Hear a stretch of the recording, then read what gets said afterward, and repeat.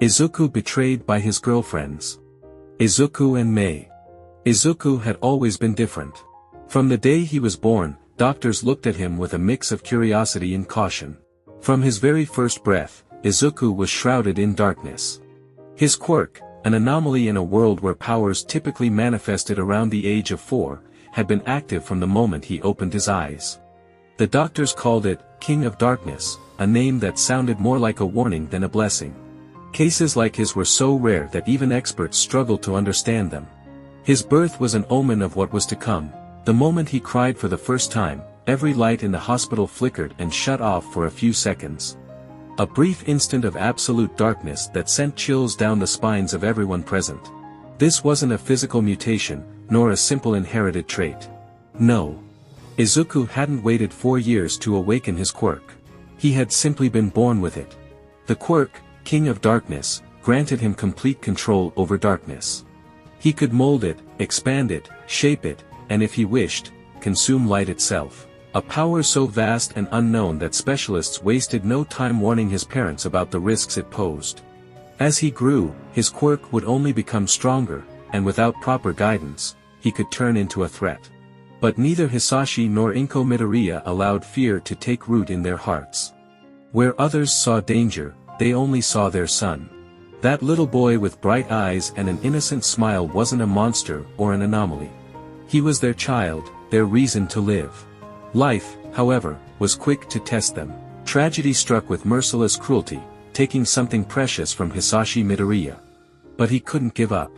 Not when his son needed him.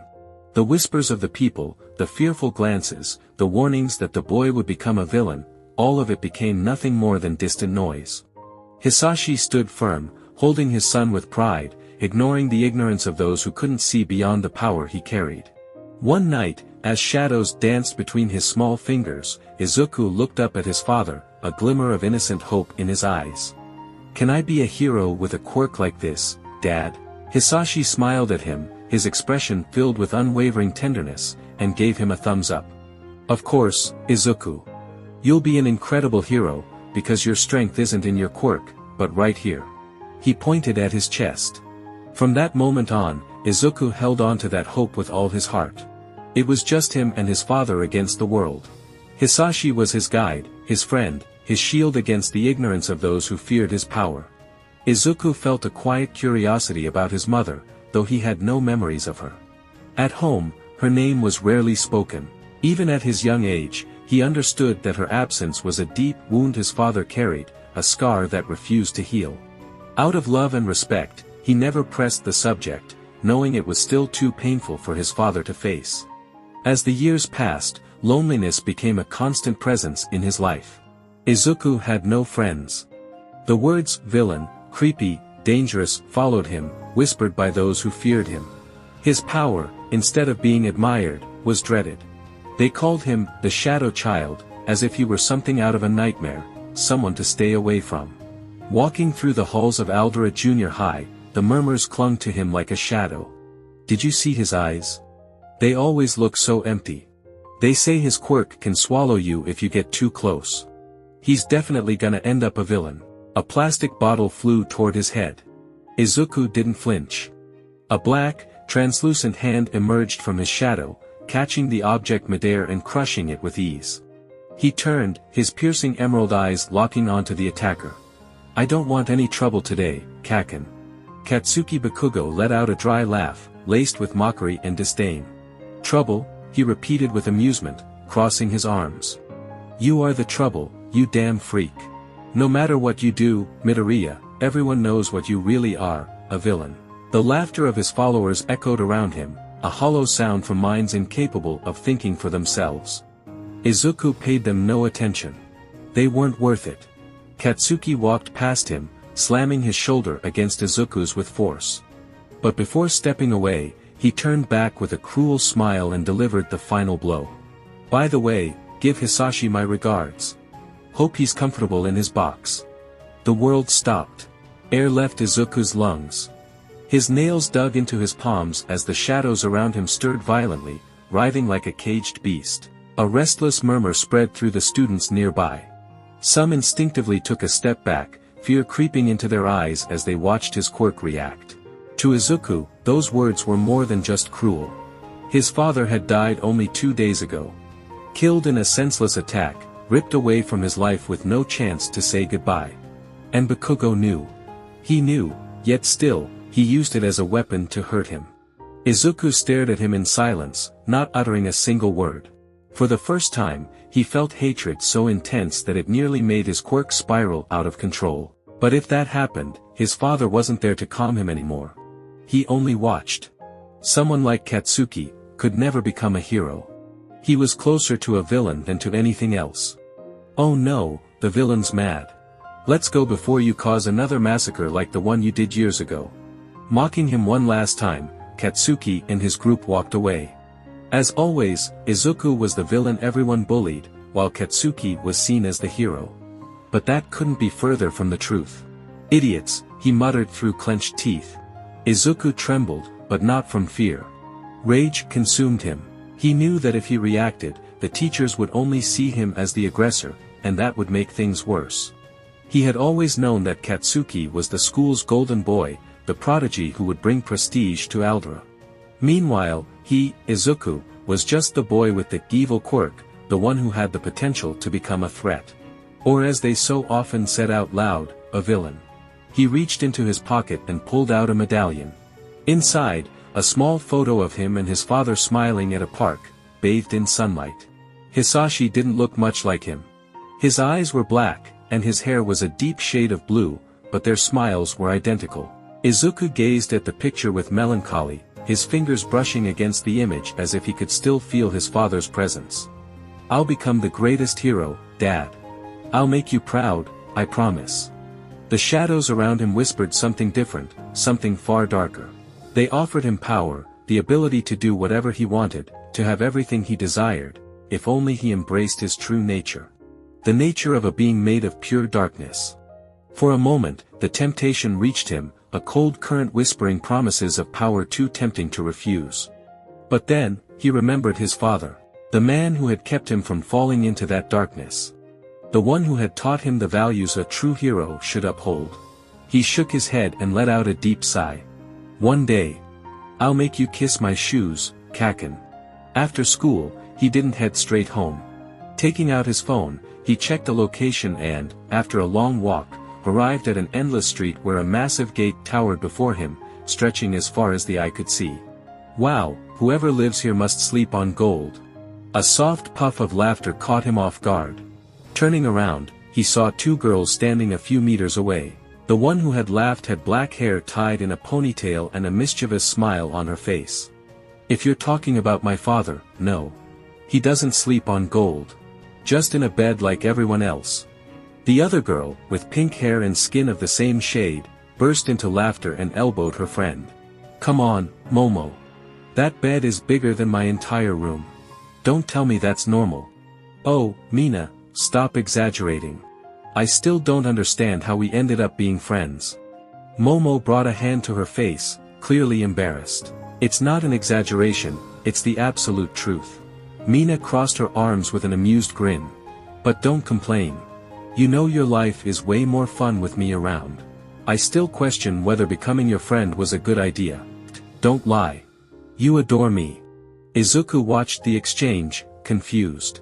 He didn't know them, but their dynamic was interesting. He decided to intervene. Girls, girls. He even cleared his throat dramatically to get their attention, but they kept laughing and chatting as if he wasn't even there. With a sigh, he turned around. What am I even doing? I don't even know them. He walked away without looking back. As he rounded a corner, a heavily armored car sped past him. He wouldn't have thought much of it, if not for the scream that sent a chill down his spine. Kaya. Who are you? He recognized the voice. It was the energetic, pink-haired girl. Retracing his steps, he took in the scene. The two girls were surrounded by men with a dangerous air about them. One of them, a massive figure nearly 2 meters tall, had green, scaly skin that gave him a reptilian appearance. His grin was predatory. Miss Yaoyorozu, don't make this difficult. His voice was rough, dripping with malice. Get in the car, and you won't get hurt. Then, his gaze slid toward Mina, and a twisted, lustful smile spread across his face. "But your friend. I make no promises." Mina took a step back, trembling, but she didn't let go of Momo. Something dark stirred inside Izuku. "No, not today." The shadows around him began to writhe violently, eager, desperate to be unleashed. They twisted and coiled in the darkness like hungry serpents, clinging to his body, whispering in a tempting chorus, an irresistible call from the abyss. "Devour. Destroy. Show them who's in control." Izuku clenched his fists, cold sweat running down his neck.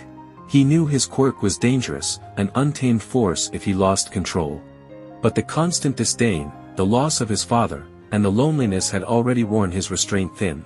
Taking a deep breath, he shut his eyes, silencing the murmurs. No, he wouldn't give in today. From his hiding spot, he observed the scene carefully. If it came down to it, he would step in. He wasn't a hero yet, but he didn't need a stupid license to help others. Momo and Mina were in trouble. They had been cornered by a group of thugs, and the situation couldn't be worse. Momo was analyzing quickly, searching for an escape, but they were at a clear disadvantage. In front of them stood a tall man with rough, greenish skin covered in scales. It was obvious he had a reptilian-type mutant quirk. And, most likely, he was the leader. To make matters worse, they were surrounded. 5 more men stood beside him, some armed, others ready to unleash their quirks at a moment's notice. The air was thick with tension, suffocating. Fear threatened to creep in, but Momo couldn't allow herself to falter. Not now. Not when Mina was trembling beside her. She squeezed her hand firmly. They had only known each other for a short time, but Mina was her first real friend, someone who didn't see her for her money or status, but for who she truly was. And by Kami, she wasn't going to let anyone hurt her. "I won't let this end badly."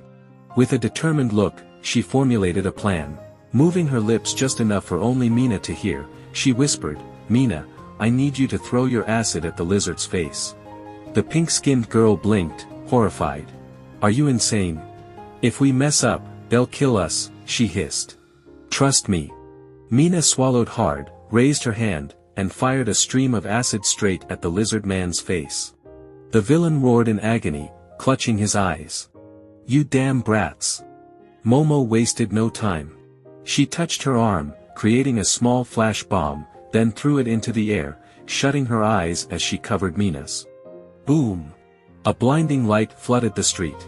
The thugs screamed in pain as their vision was completely wiped out. "Now!" Momo shouted, grabbing Mina's hand and bolting. They managed to sprint down the alley, but the street was too long. There wasn't enough time to escape.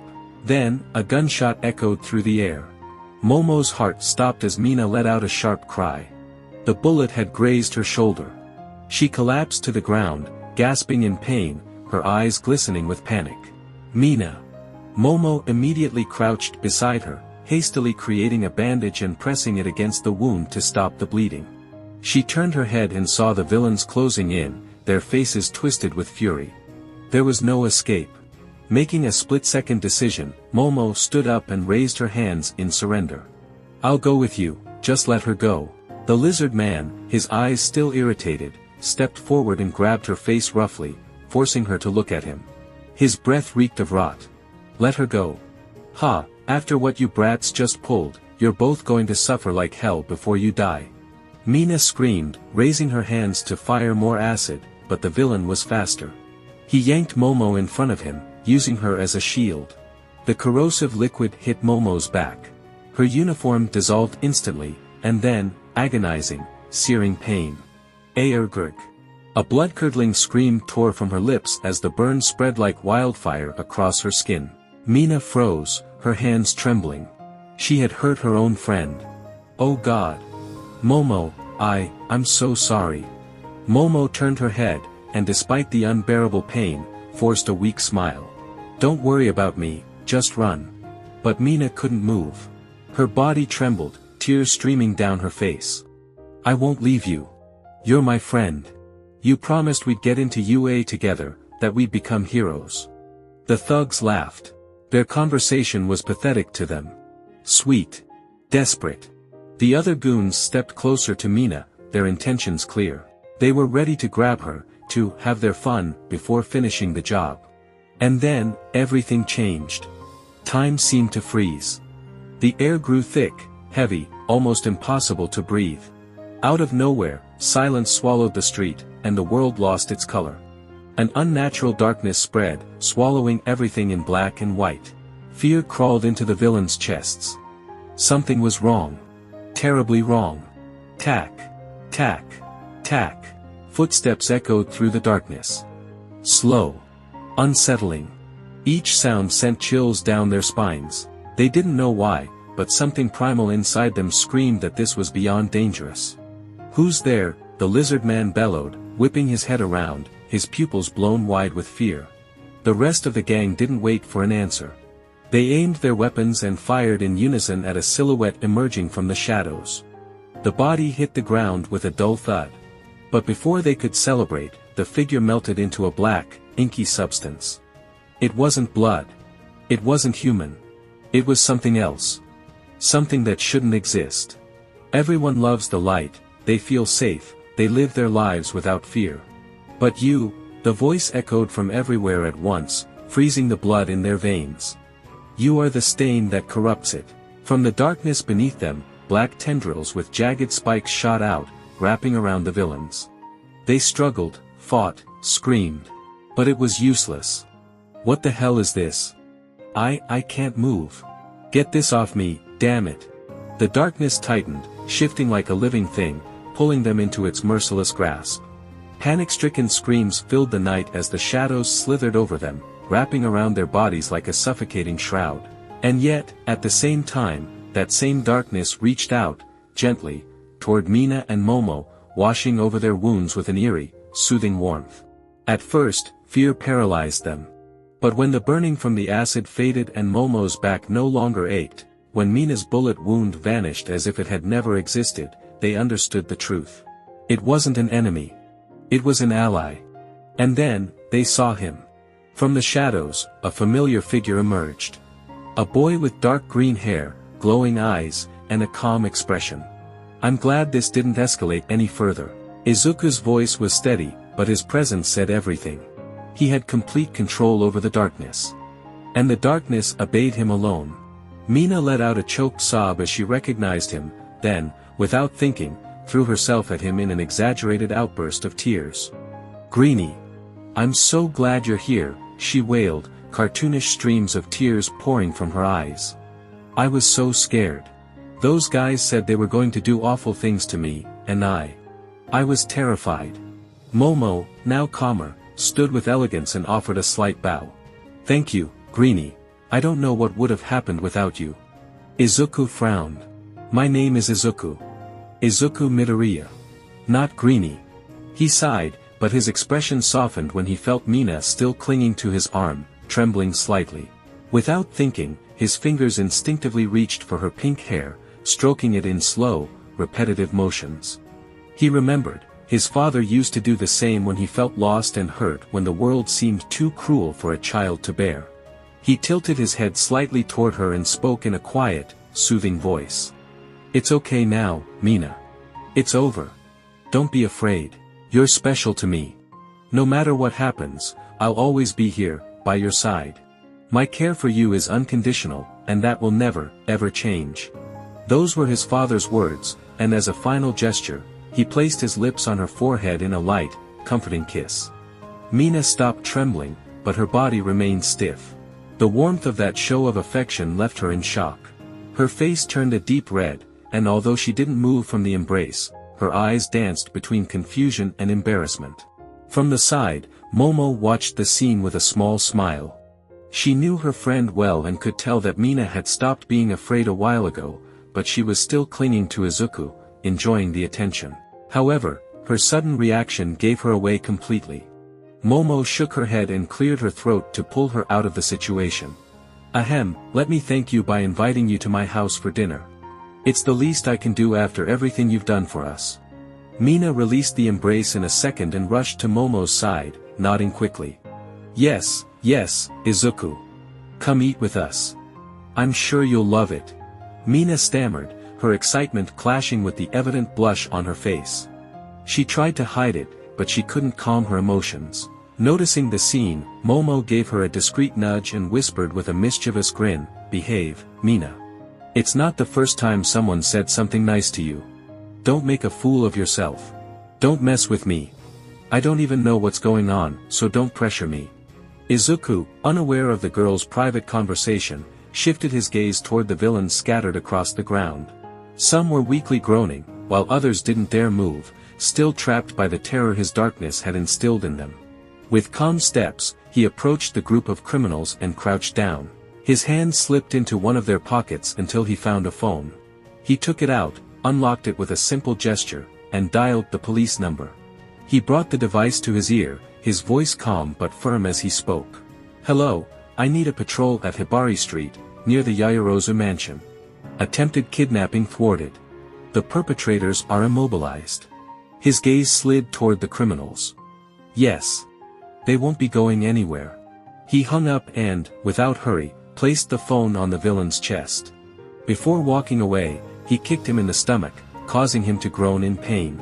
Then, turning on his heels, he casually added, "Dinner sounds good. Anyway, it's already too late for what I was planning to do." They walked toward the mansion. Mina, still nervous, tried to keep the conversation light. "Hey, Izuku, do you have a favorite TV show?" "I don't watch TV." "What? And movies?" "Not much." "Video games?" "I've never played." "Do you have any friends?" "None." Mina made a face, her eyes welling up with tears, and she suddenly stopped. Izuku turned to look at her, confused by what he saw. "That's so sad. Your life is so sad," she exclaimed, fake sobbing. I'll be your friend, Izuku." Izuku scratched the back of his neck, nervous. All right. We'll be friends. But please, stop crying." Momo approached with a gentle smile. "I want to be your friend too, Izuku. Someone with your character and bravery is worth having around." Izuku blinked, surprised, but then nodded with a small smile. After a few minutes of walking, they arrived in front of a huge wrought iron gate with the Yaoyorozu family crest in the center. The gate opened automatically, revealing a long stone path surrounded by gardens with fountains, exotic flowers, and marble statues reflecting the sunset light. "Do you live here?" Izuku asked, unable to hide the curiosity on his face. He immediately realized something and his eyes widened slightly. "You're a Yaoyorozu." The surprise in his voice didn't go unnoticed. Momo, who had been walking next to him, noticed Izuku's incredulous look and understood what had just clicked. Izuku, still processing the fact that he was walking with someone from one of Japan's most powerful and wealthy families, felt a bit stunned. "It's kind of crazy, right?" Momo smiled with a hint of resignation. "But don't worry, I don't care about distinctions based on money. I'm just Momo." When they reached the front door, a couple of butlers opened the doors and welcomed them. Momo didn't waste time calling her parents, who, upon hearing what had happened, appeared in the foyer within minutes. "Mr. Midoriya, we don't know how to thank you," Mr. Yaoyorozu said, shaking his hand firmly. "You saved our daughter. We owe you so much." "It was nothing. I just did what I had to do," Izuku replied, looking down. Mrs. Yaoyorozu suddenly hugged him. "Thank you, young man. Truly, thank you." Izuku didn't know how to react, but Mina, standing beside him, was grinning from ear to ear. "I told you, Izuku. You're amazing. Izuku. My name is Izuku." Laughter echoed through the vast foyer as the atmosphere finally relaxed after a day filled with tension, danger, and maybe new friendships. Mina was still clinging to Izuku, her face a little flushed but grinning from ear to ear. Momo, more reserved, watched the scene with a slight smile while crossing her arms. After a pleasant meal, Izuku stood up from his seat and let out a soft sigh while checking the time on his phone. "In the end, I didn't get to do what I wanted," he murmured to himself. Momo, who was nearby, overheard and walked over with curiosity. "What did you want to do?" she asked, tilting her head slightly. Izuku rummaged through his pocket and pulled out a slightly crumpled paper.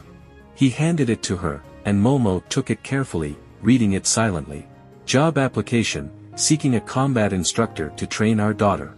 Generous pay and flexible hours. Izuku shrugged. I need the money, and I'm somewhat skilled at fighting, so I wanted to take advantage of this opportunity. Momo frowned. The seal on the corner of the paper looked familiar. It was her family's logo. Apparently, her parents had posted the job listing to find an instructor to help her prepare for UA. Before telling Izuku that, she wanted to know more. Why do you need the money? She asked gently. Izuku lowered his gaze, his hand fiddling with the edge of his jacket. Well, my father passed away recently. And now I'm alone. So I need money to support myself. The silence that followed was heavy, uncomfortable. Momo felt a lump in her throat and hated herself for asking. Mina, with tears welling in her eyes, covered her mouth with both hands, visibly affected. That's really sad. Mina whispered, her voice barely a thread of sound. Wanting to relieve the tension, she quickly asked, in a more hopeful tone, what about your mom? Maybe she can help. Izuku looked up for a moment, his smile soft but broken, as though that question didn't hurt, even though it did. She died when I was a baby. So now, I can only rely on myself. The words hung heavily between them. Mina gasped softly, and Momo felt her heart tighten. Izuku, however, didn't seem to want pity. He was simply stating a fact, as though he had already grown accustomed to carrying that weight. Mina broke into tears and threw herself at Izuku, hugging him tightly. I'm so sorry. I'm such an idiot. I shouldn't have asked, I'm so sorry, she sobbed, tears streaming down her face. Izuku stayed still for a moment, surprised by the closeness, but then, instinctively, he gently stroked her head. It's okay, it's really fine. Seriously. Thanks for caring, Mina. She continued crying, but now it was more peaceful.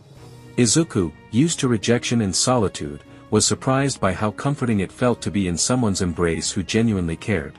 Momo watched them in silence, moved by the scene and admiring the mental strength of her new friend. She took a deep breath, a small, understanding smile on her face, and said, Izuku, I know the place you needed to go for that interview. If you want, I can help you get there. Actually, you might be closer to getting the job than you think. Izuku looked up, surprised, while Mina still clung to his arm, her eyes still damp but with a satisfied smile from the warmth she felt being so close. Really? That would be awesome. Of course. But first, someone who's being extra affectionate with you needs to let go, so I can guide you. Mina almost jumped back, her face burning with embarrassment. She glared at Momo, her lips pressed into an annoyed pout. Momo, stop saying things like that. I was just comforting him, she exclaimed, crossing her arms indignantly. Comforting him? Sure. Sure. Momo replied with a teasing smile. If you hadn't clung to him like a koala to a tree, I'd believe you. I wasn't clinging that much. Mina complained, offended. Of course not. That's why Izuku almost lost circulation in his arm. Izuku watched their argument for a few seconds before a laugh escaped his mouth. It wasn't a quiet or contained laugh, it was a carefree, warm, and natural laugh that echoed around the place. Mina and Momo stopped dead in their tracks, surprised, as they watched him laugh so freely. In all the time they'd known him, they'd never seen him laugh so naturally, as if the weight of everything around him had been lifted for a moment. What's up? Izuku asked, trying to calm himself as he wiped a tear from the corner of his eye. Nothing. It's just. You look more relaxed and happy, Mina said, smiling warmly. Momo nodded softly. Yeah. That smile suits you. Izuku blushed slightly, scratching the back of his neck nervously. I guess you two are contagious. After a few more minutes of joking around, Momo led them back to the mansion. Izuku frowned, confused as he noticed they were going back to the same place. Huh? Why are we going back? He asked, bewildered. You'll see, Momo replied with a mischievous glint in her eyes. They entered, and Momo went straight to her parents, who were chatting in the living room. She handed them the paper Izuku had given her. Her mother raised an eyebrow as she read it and exchanged a glance with her husband. Can I ask what's going on? Izuku asked, still confused. Momo turned to him, smiling nervously. Well, the people who posted this ad were my parents. They wanted to find me a trainer for the UA entrance exam. But they forgot to give the exact address for the interview. Momo's mother, hearing that, recalled that she was the one who was supposed to provide the address. She smiled elegantly, gave her husband a pat on the back, and discreetly stepped away, whispering, "You've got this, dear." Mr. Yaoyorozu looked at her with feigned betrayal before turning to the others, clearing his throat, visibly uncomfortable. "So, are you interested in the position of my daughter's trainer?" Izuku swallowed and nodded. "I'm young, I know, but I guarantee I can improve her skills in a short amount of time." Momo looked at him with confidence, and Mina, excited, lightly pushed him forward. Mr. Yaoyorozu narrowed his eyes, evaluating him, while the silence in the room grew heavier. "Very well, young Midoriya. Surprise me." That simple phrase ignited something inside him. A spark of determination lit in his chest. He had to prove his worth, and he would do whatever it took to show that he was the right person for the job. Day 1, Evaluation and First Steps. The morning was cool, and the dew still sparkled on the grass of the massive Yaoyorozu mansion. Izuku waited in the backyard, his hands in his pockets, his analytical gaze fixed on the terrain. A light breeze ruffled his hair, and the shadows around him seemed to pulse in response to his focus. In the distance, the sound of footsteps interrupted his concentration. Momo and Mina approached in sportswear, ready for training. Mina, with a huge grin, bounced ahead, full of excitement. "Good morning, sensei." Mina greeted, her usual energy and exaggerated bow in full force. Izuku blushed slightly, scratching the back of his neck. "Don't call me sensei. I'm Izuku." "Got it, Izuku-sensei." Mina replied with a mischievous smile, her eyes sparkling with excitement. She was determined not to fall behind and joined her friend in training. Momo let out a suppressed giggle while Izuku sighed, resigned. "All right, before we start, I want to see how you fight. Use your quirks without holding back," Izuku said firmly, making it clear that the playtime was over. Mina was the first to attack. She moved quickly, but her lack of combat experience became evident. She extended her hands and shot streams of acid at the ground to hinder Izuku's movement, but he easily dodged them. Seeing the attack was ineffective, Mina confidently smiled and, without thinking, shot a stream directly at him. But Izuku reacted swiftly. From the shadows around him, 2 spears emerged, intercepting the acid with a sizzling sound. Taking a lateral step, he avoided the slippery spot that almost reached his foot. Noticing Mina's advance, who attempted a sideways kick, Izuku leaned back and, with a somersault, escaped her range. "You're agile, but you use your quirk in a predictable way," Izuku commented calmly. "Your attacks lack intent. You're not fighting to defeat me. Remember, I'm not your friend right now. I'm your opponent." Mina gritted her teeth, feeling how her attempts to surprise him were constantly blocked. She tried to attack again, but her moves were still too obvious. In the blink of an eye, Izuku slid a shadow spear along the ground with a speed she couldn't anticipate, making her fall on her back. Mina let out a grunt, staring at the sky, frustrated and frowning. "This is harder than I thought," she muttered, gasping for air. Momo took advantage of the distraction.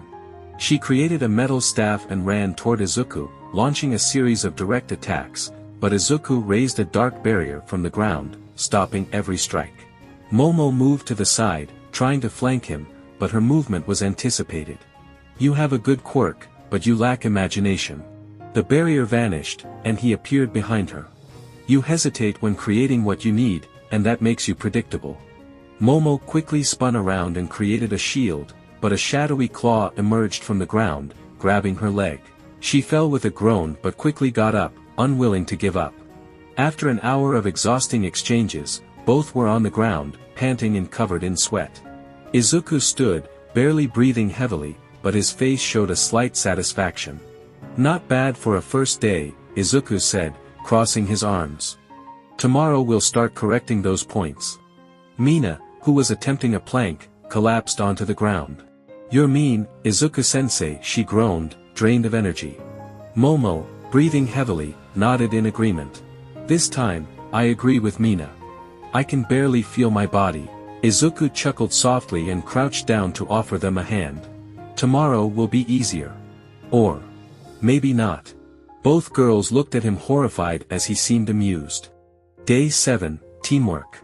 Izuku divided the ground into a shadow grid. After days of training them individually, he now wanted to shift the approach. Your goal today is to take me down. But this time, you have to do it together. Momo and Mina exchanged a glance and nodded. Alright, Momo. We need a plan. Mina bent her knees, ready to move.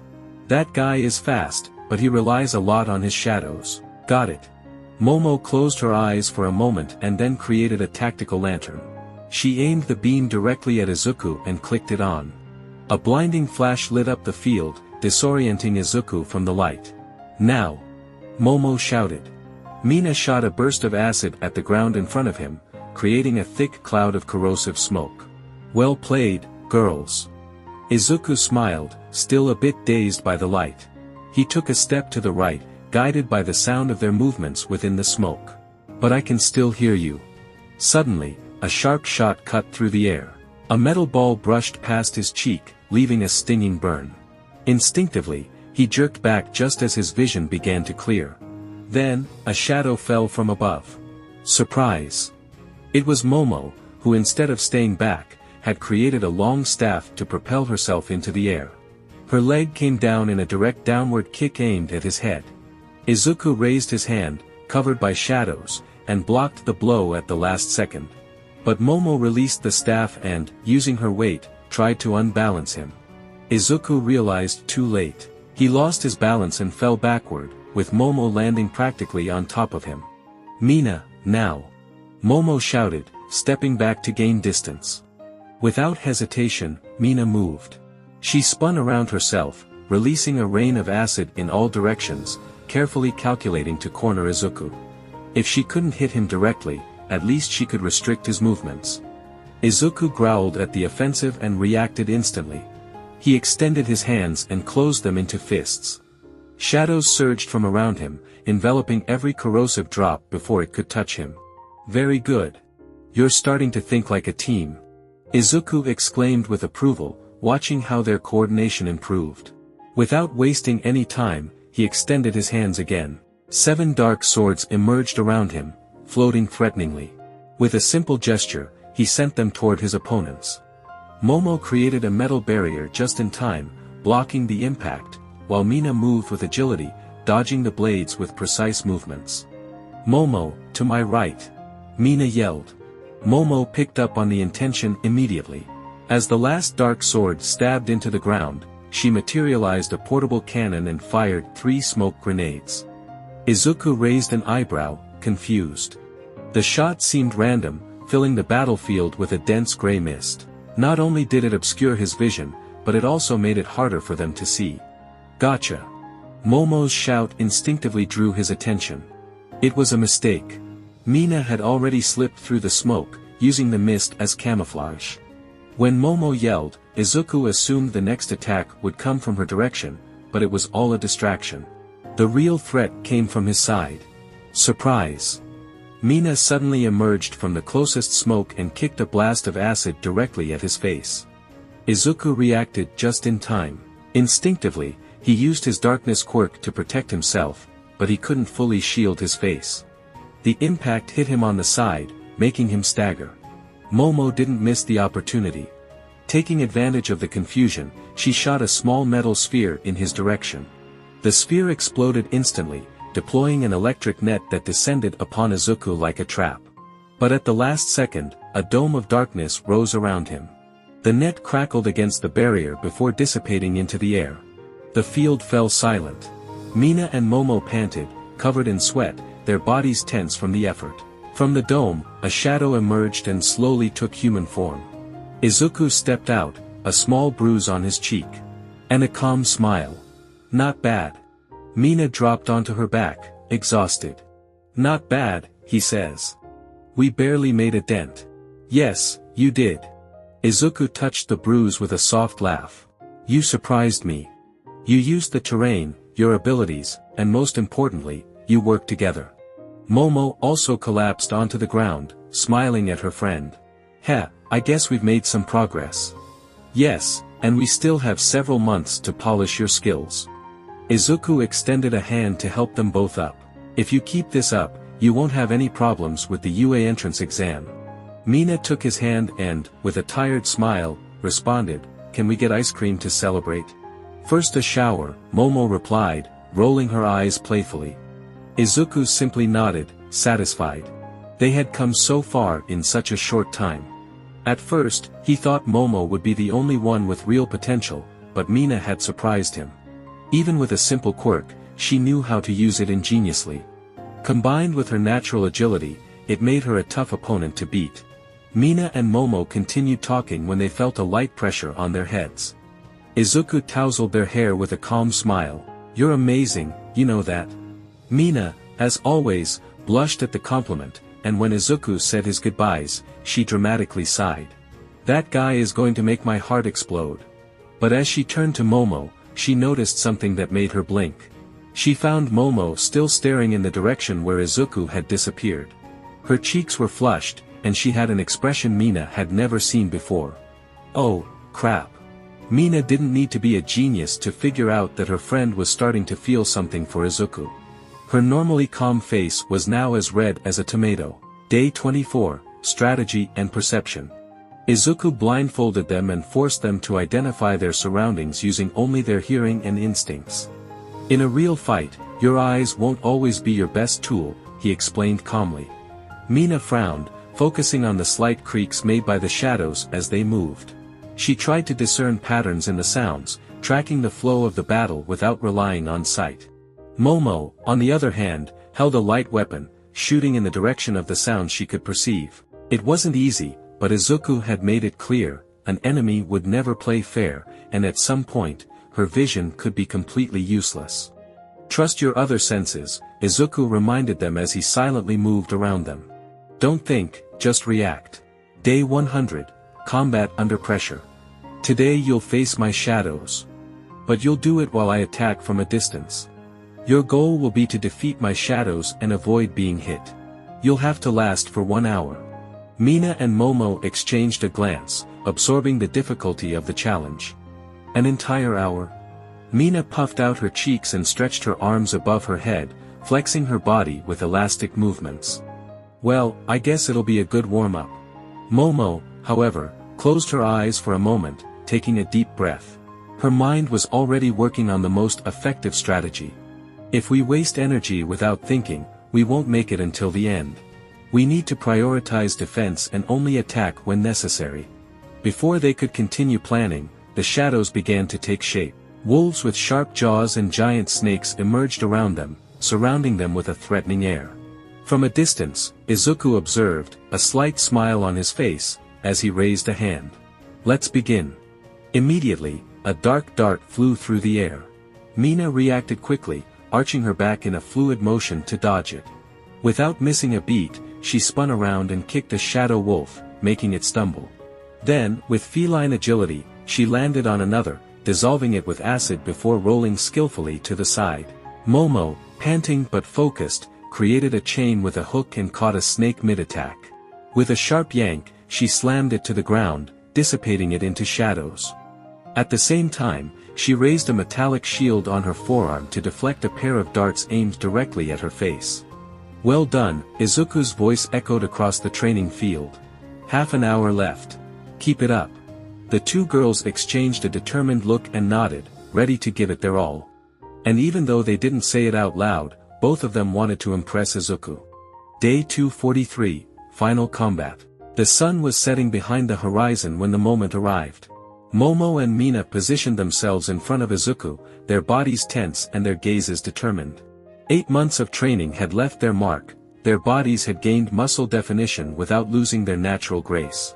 But more than the physical change, what really stood out was the confidence in their eyes. "We're giving it everything we've got," Momo said firmly, materializing a titanium spear in her right hand and 2 arm protectors. "We're gonna beat you, Izuku." Mina shouted, spinning on her axis to spread acid across the ground, limiting his mobility. Izuku smiled calmly. Around him, the shadows emerged as if they were extensions of his own will. The battle was fierce. Mina tried to unbalance him with her speed, while Momo threw a grenade that exploded, scattering tranquilizer darts. But Izuku moved through the shadows with pinpoint precision, gliding like an untouchable specter. Mina clapped her hands together and fired a powerful jet of acid under pressure. Izuku dodged, but seeing the deep gouge it left in the earth, he let out a nervous laugh. Heh. I regret giving you that idea. Mina quickly spun around and delivered a kick, which he blocked swiftly. Laughing too, he said, thanks for the inspiration. A whistle cut through the air.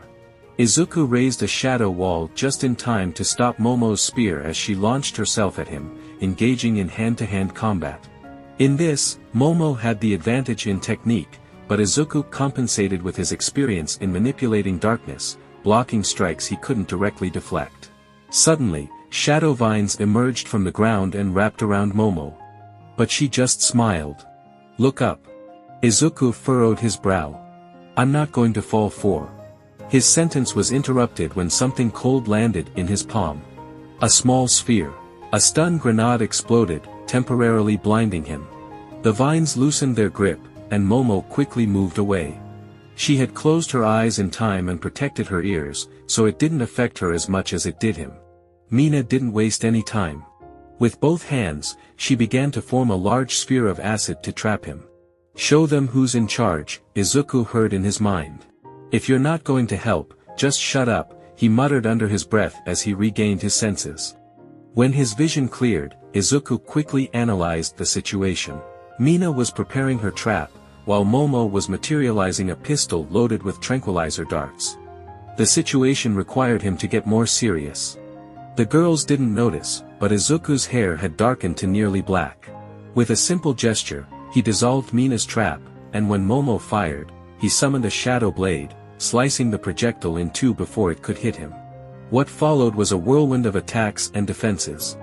Mina tried to corner him with acid, Momo with precise strikes. But Izuku was on another level. Every move they made was met with speed and strength that outmatched theirs. They knew they had improved, that they were stronger than they had been 8 months ago. But they also realized that Izuku was an opponent who was still beyond their reach. When the dust settled, Momo and Mina were on the ground, panting, with scratches and bruises on their arms and legs. Izuku approached, wiping a trace of blood from his nose. He had let his guard down and took a hit, but there was no anger on his face, only pride. We got him. We got him. Mina exclaimed between labored laughs. Momo, also exhausted but excited, smiled. This calls for a celebration at the fanciest restaurant. Izuku laughed and extended a hand to help them up. Congratulations. You've grown a lot over these months. And I think you're both ready for the UA entrance exam. The girls exchanged glances before shouting with excitement, hugging each other as Izuku smiled with satisfaction. Maybe. Having friends wasn't so bad after all. The day of the UA entrance exam finally arrived. The morning began with a clear sky and a cool breeze that swept through the streets of the city. Izuku woke up before his alarm went off, took a quick shower, and had breakfast in silence. Just before leaving, his steps paused in front of a framed photograph of his father, carefully resting on a shelf. Look at me, Dad. Today is my first step towards becoming a hero.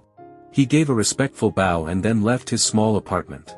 The trip to UA was calm, but his mind was full of strategies and possible scenarios. However, his tranquility was shattered when he reached the gates of the academy. What the hell are you doing here, damn villain?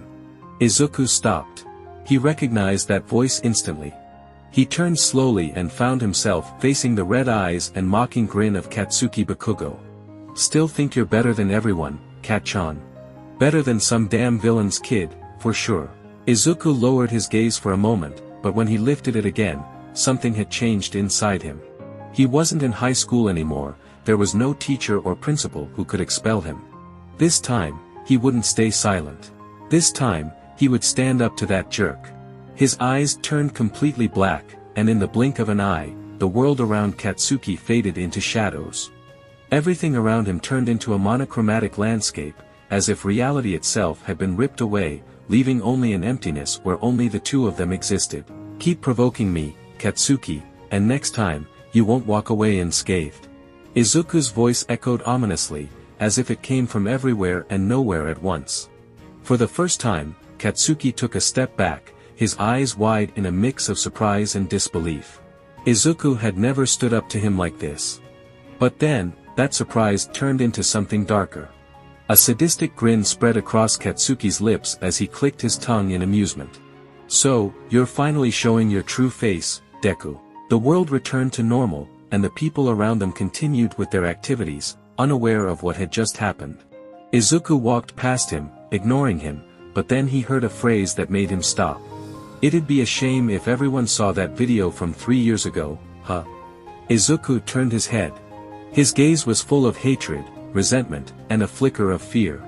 Katsuki was holding his phone, and on the screen was a blurry recording of a young Izuku using his shadow quirk uncontrollably, terrorizing those around him. "I'll bring you down, Deku. It's only a matter of time." Without responding, Izuku took a deep breath and continued his way to the facilities. As he entered, his somber expression vanished instantly when he saw Momo and Mina waiting for him near the entrance. "Izuku!" Mina shouted, waving her hand energetically. "You made it just in time." Momo added, with a soft smile. "How are you two?" Izuku asked, relaxing his shoulders. "Ready to kick some ass." Mina replied, fist bumping. "But first. Where were you? You seem a bit tense." "Nah, just nerves." Izuku smiled, not wanting to worry them. Murmurs quickly started to spread around them. What's that guy doing with them? How did someone so ordinary get the attention of two gorgeous girls? Izuku pretended not to hear, keeping a neutral expression, but Mina, always attentive, noticed. Without a second thought, she slung an arm over his shoulders with a mischievous smile. "Let them be jealous, Izuku-sensei." She winked playfully. Amused by the situation, Momo decided to take it a step further. With a serene expression but a playful glint in her eyes, she intertwined her fingers with Izuku's, gently taking his hand. "Let's go," she said with elegance, ignoring the curious looks around them. Izuku sighed, resigned to their energy. With Mina still hanging on his shoulder and Momo holding his hand, the three of them walked together toward the first test, leaving behind a trail of incredulous whispers and envious glances. The written part of the exam was successfully completed. Mina struggled with some questions, but thanks to Momo and Izuku's tutoring, she managed to get through it. The practical exam was intense. Dozens of robots from different categories flooded the simulated streets, and each student had to earn points by destroying them or helping others. Izuku used his shadows to create spears and walls, defending trapped students. Mina combined her agility with her acid, melting several robots while dancing between them. Momo, for her part, showed creativity by creating electric traps and non-lethal weapons that precisely disarmed the threats. When it was over, the three of them reunited, panting but smiling. "We did it!" Mina shouted, rushing to hug her friends. "Yeah. Though I almost ran out of energy at the end," Momo admitted, wiping sweat from her forehead. "You did amazing," Izuku praised, with a genuine smile. "I'm proud of you both. You'll truly be great heroines." Mina and Momo exchanged a glance, both of them blushing slightly at his words. The excitement of the moment was palpable, but Izuku got distracted for a moment when his eyes landed on Momo. He still didn't fully understand her decision. She had a direct recommendation to enter UA, a guaranteed pass without needing to take the exam, yet she turned it down. She had chosen to challenge herself, to test herself under the same conditions as everyone else. And now, seeing her standing next to Mina, exhausted but with a satisfied look in her eyes, Izuku understood the truth. It wasn't just about entering UA. It was something deeper. It was about proving to everyone, especially to herself, that she truly deserved it. As they left the UA grounds, the conversation was lively, full of laughter and excitement about completing the exam. However, between every joke and comment, Mina and Momo exchanged glances filled with meaning. For weeks, they had talked about this. About how they felt for Izuku, about the possibility of confessing it. And now, after everything they had gone through together, they knew the time had come. Mina took a deep breath, masking her nervousness with a playful smile. Momo, on her part, clenched her fists lightly, gathering courage. Both of them knew that, no matter what happened, they couldn't keep it to themselves any longer. "Izuku, we need to tell you something," Momo began, her face slightly flushed. Izuku stopped and looked at them curiously. We've been feeling something for you for a while, Mina continued, nervously rubbing her hands together. We've seen you work so hard, always supporting us, always believing in us. And, well, we like you. A lot, added Momo, her cheeks turning pink. When you praise us, when you smile, when you pat our heads after a good training session. Our hearts race. And every day, it gets harder to keep this feeling inside. Izuku blinked, surprised. He looked from one to the other. They were watching him with hope, but also with nerves. I didn't know you felt that way, he murmured, puzzled. We've talked, and if you accept us, we want to try. Together, Mina said, clenching her fist with determination. There was a long silence. Izuku felt his heart beat faster. They were his first friends, his training partners. And also the people who made him feel like he wasn't alone. Finally, he smiled. Then, from today, it's the three of us against the world. Mina screamed excitedly and threw herself around his neck, kissing him quickly on the lips. Izuku froze, and Momo, as red as a tomato, took a deep breath, gathering her courage, and gave him a soft kiss on the cheek. So, under the sun of that afternoon, the trio celebrated not only their success in the exam but the beginning of something bigger. However, from a distance, a pair of red eyes watched them with resentment, while a hand held a phone with an unsettling recording on the screen. Enjoy it while you can, Deku. Those two bitches will be mine. UA started, and everything continued just like in the original story, with the difference that Izuku wasn't the bearer of one for all. However, there was one major change in his life. He was dating Momo and Mina. Life at UA passed by with a sense of peace. Izuku trained, studied, and enjoyed his time with Momo and Mina, who had become pillars of his daily life. But that calm made him uneasy. He knew Katsuki well enough to sense that he was planning something. However, his thoughts were pushed to the back of his mind when, upon waking up, he felt an unusual fever. His body, charged with energy from his connection to the shadows, sometimes took its toll. That morning, every muscle felt heavy, as though he were carrying an invisible armor. With effort, he grabbed his phone and texted his girlfriends, "Girls, I think I'll be late today.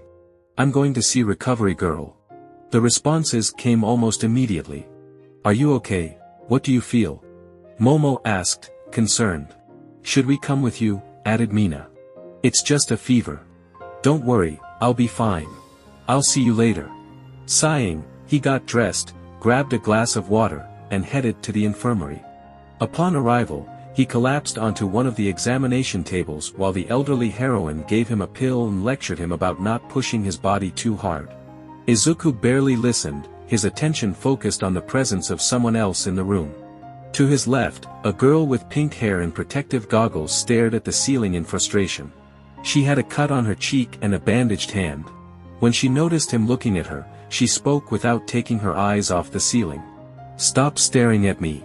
Izuku looked away, uncomfortable, but couldn't suppress his curiosity. "What happened to you?"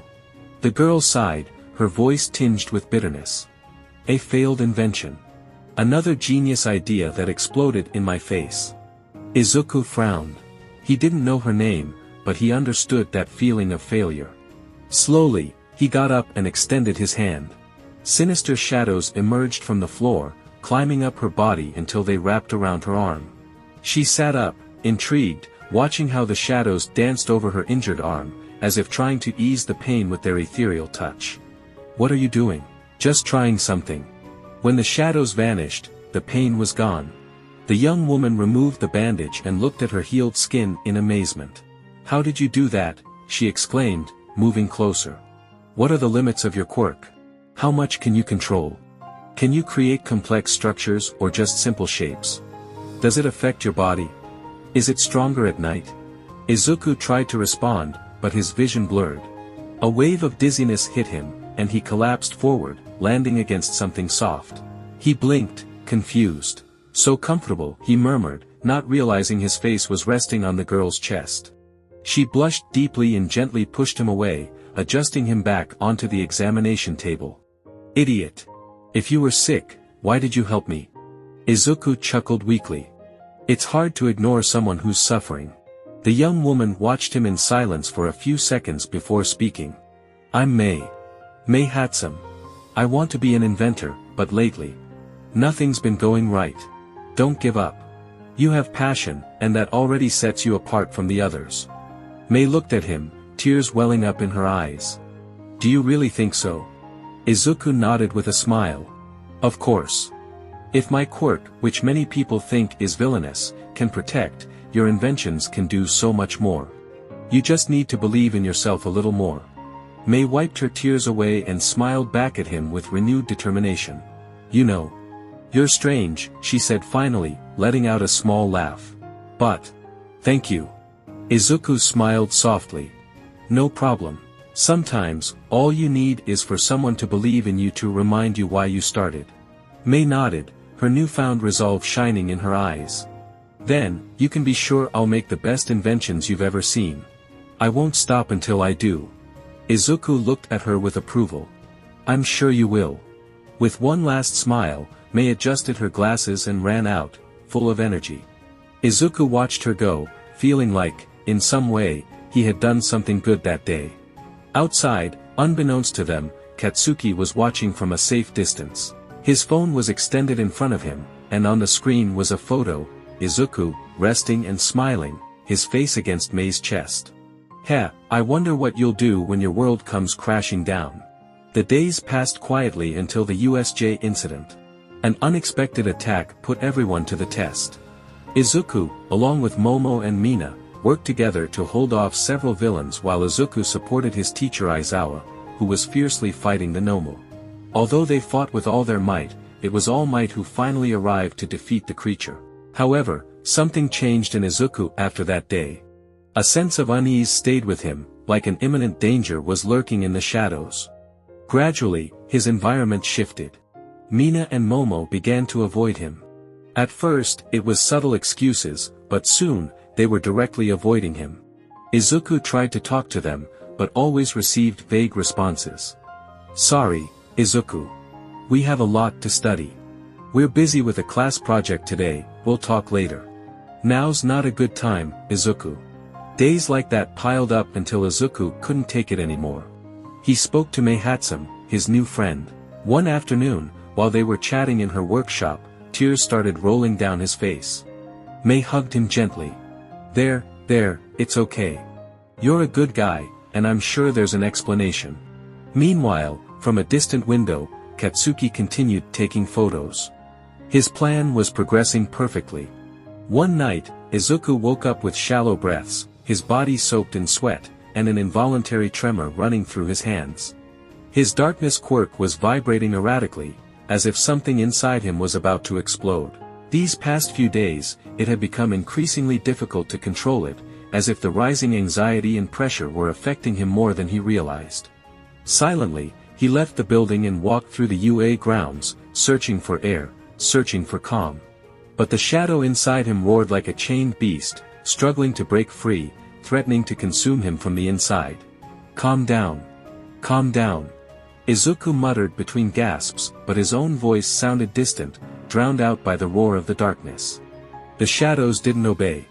In a moment of carelessness, a black whip shot out from his arm, erratically slashing through the air, cutting a tree in half like it was paper. To make things worse, dark tentacles emerged from his own shadow, slamming into the ground with fury, cracking the earth as if trying to break free of him. Izuku dropped to his knees, clutching his head as the pounding of his heart echoed in his ears like a war drum. Do you really think you have friends? The voice echoed in his mind, mocking and venomous. Not even your girlfriends love you. They're just using you. Izuku clutched his head with both hands, his breathing becoming erratic. That's not true, he shouted, shaking his head in desperation. I love them, and they love me. But the laughter didn't stop. It was a dark echo crawling through his mind, filling him with doubt, but he fought back. He wouldn't let his quirk consume him, not when he still had special people in his life. From a distance, a figure hid among the bushes, a twisted smile lit up by the glow of their phone screen. They recorded every second with satisfaction, their eyes reflecting pure malice. Today, it all ends for you, Deku, they murmured, savoring every word. To finish, they made a loud crack, intentionally drawing his attention. Izuku whipped his head around, and without thinking, a shadowy tentacle shot toward the sound. It tore through the bushes in an instant, wrapping tightly around a figure and lifting them off the ground with brutal force. And then he saw him. It was Katsuki Bakugo. "What do you think you're doing out here, Katsuki?" His voice sounded distorted, affected by the dark energy surrounding him. But Bakugo, instead of being scared, grinned in satisfaction. "Ha, ha. Nothing, just watching your life fall apart." Rage exploded within Izuku. Without thinking, he hurled Bakugo with overwhelming strength, sending him crashing through 2 trees. The blonde hit the ground with a grunt, but his grin never faded. "I'm sick of you, Katsuki. Today, I'm putting an end to this." His gaze darkened as the shadows swirled around his hands. He planned to destroy Bakugo's hands, to make his quirk useless forever. However, Bakugo, far from being cornered, laughed maliciously and pulled a small remote from his pocket. "You fell right into my trap, Deku." With a click, several powerful lights blazed on, blinding him. High-intensity floodlights aimed at him from different angles, and a helicopter descended from the sky. "Student Izuku Midoriya, you are under arrest for being a danger and associating with villains." The voice blared through a loudspeaker. Izuku felt a chill run down his spine. "What's going on?" he murmured, staggering. Before he could react, a scream startled him. Double smash.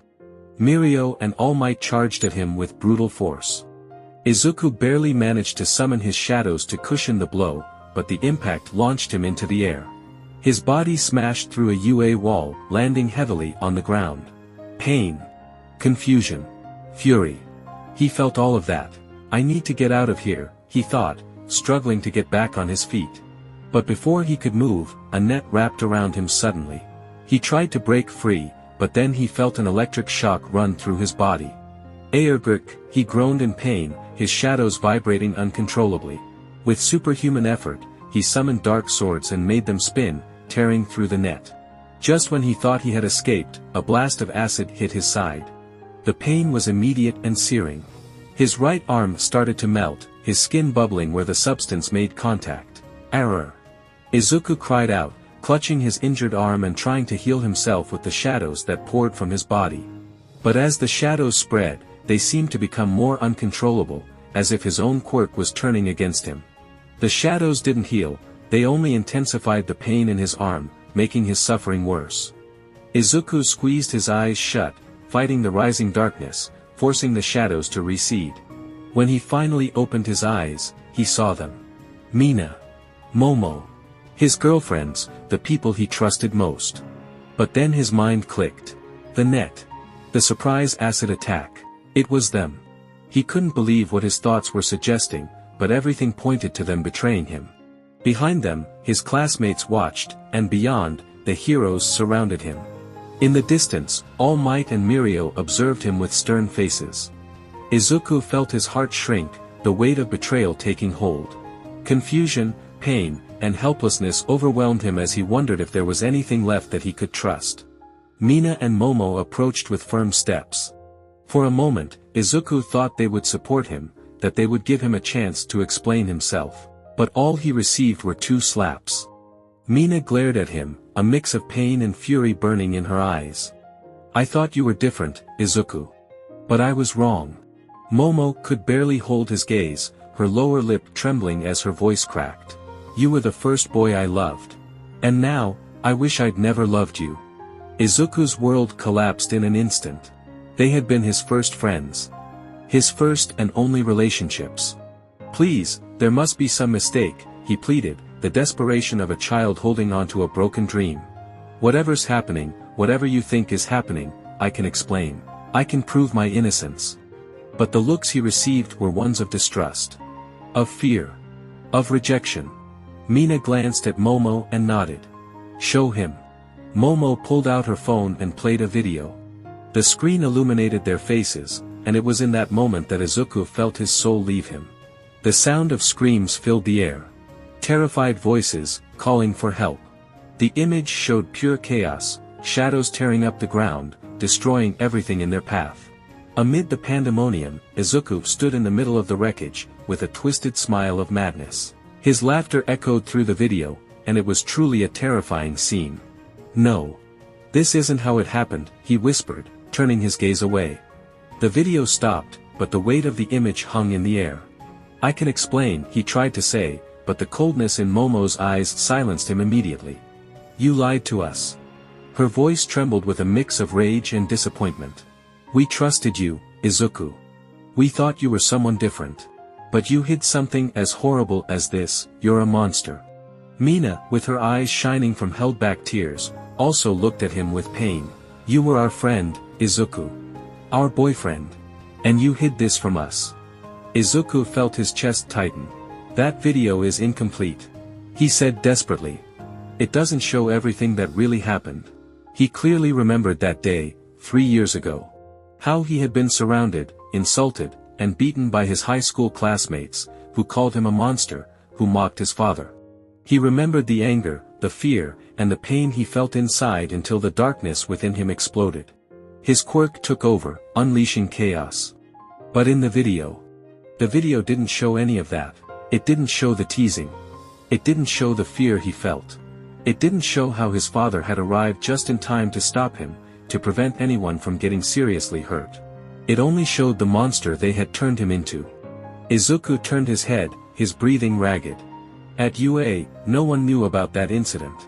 No one, except for one person. His gaze darkened as it landed on Katsuki. The beat of his heart echoed in his ears, pounding furiously in his chest. Rage burned in his veins, and his quirk responded, vibrating in the shadows around him, ready to unleash. "You." His voice turned into a growl of pure fury. "I'll kill you, bastard. I'll make you suffer. And then, I'll go after your parents. I'll make them pay for raising scum like you." The threat echoed in the air. Everyone fell silent, horrified by what they had just heard. But before he could move, he felt a brutal impact to his face. Momo had kneed him, knocking him onto his back. He barely had time to react when Mina placed her hand on his shoulder, releasing a faint sizzling sound from the acid. The pain made him scream. "Dare touch our boyfriend, and we'll kill you." Their words resonated in unison. Izuku, stunned, blinked. "Boyfriend?" Katsuki slowly approached, a triumphant expression on his face. He wrapped his arms around both girls' waists, pulling them toward him. Momo smiled at him with disdain. "You deceived us, Izuku. So it's only fair you feel the same way." Mina leaned further into Katsuki, her smile venomous. "Luckily, we gave him our first time, not a traitor like you." Izuku felt something inside him break. His vision blurred. In that moment, Momo threw photos in front of him. They were images of him with Mei. Moments taken out of context. In the most incriminating one, he smiled with his head resting on her chest. But he remembered exactly what had happened that day. Mei had helped him when he nearly passed out, he had accidentally fallen on her. But none of that mattered now. Something in his expression must have changed, because suddenly, Mina and Momo felt a chill run down their spines. They had done what they wanted, to destroy him and hurt him. But now that they saw him in this state, with that broken look, a pang of guilt surged within them. But they refused to accept it. Then, the atmosphere grew cold. A laugh echoed through the air. At first, it was barely a whisper, a low, trembling chuckle. But soon it grew, and grew. It spread across the place, more frantic, more unstable, as if something inside him was breaking. It was Izuku. His laugh sounded muffled, interrupted by desperation and madness. "Ha ha ha ha ha. You won, Katsuki. You did it." His voice broke between bursts of laughter, but his eyes, flooded with tears, reflected unbearable pain. He slowly rose to his feet, taking a deep breath. And then he smiled. It was a kind, almost serene smile, but something about it was terribly wrong. "And your reward," his voice dropped to a venomous whisper, "will be death." The ground turned black. Shadows wrapped around the place, and thorny vines trapped everyone. Horrible creatures emerged from the darkness, their sharp jaws ready to tear them apart. The screams came quickly. "Shit, I can't break free. The shadows regenerate too fast. We can't let this go on." All Might, Mirio, Present Mike, Mirko, Ryuko, and other top heroes joined the fight, trying to contain the impending massacre, but they too were caught. Izuku raised his hand, his creatures growling with hunger. It's time to eat. But just as the monsters were about to attack, a voice echoed throughout the place. Don't do it. Everything stopped. She stepped forward without hesitation. The heroes shouted at her to stay away, but she ignored them. She took one step, then another, until she stood right in front of Izuku. It was Mei. Softly, she placed her hand on his cheek. They hurt you, didn't they? Her voice trembled with sadness as she caressed his face. In her eyes, he saw the broken look of someone who had once believed in their dreams. But don't give them the satisfaction. You're not a traitor. You're not a monster. You're my friend, and someone I care about deeply.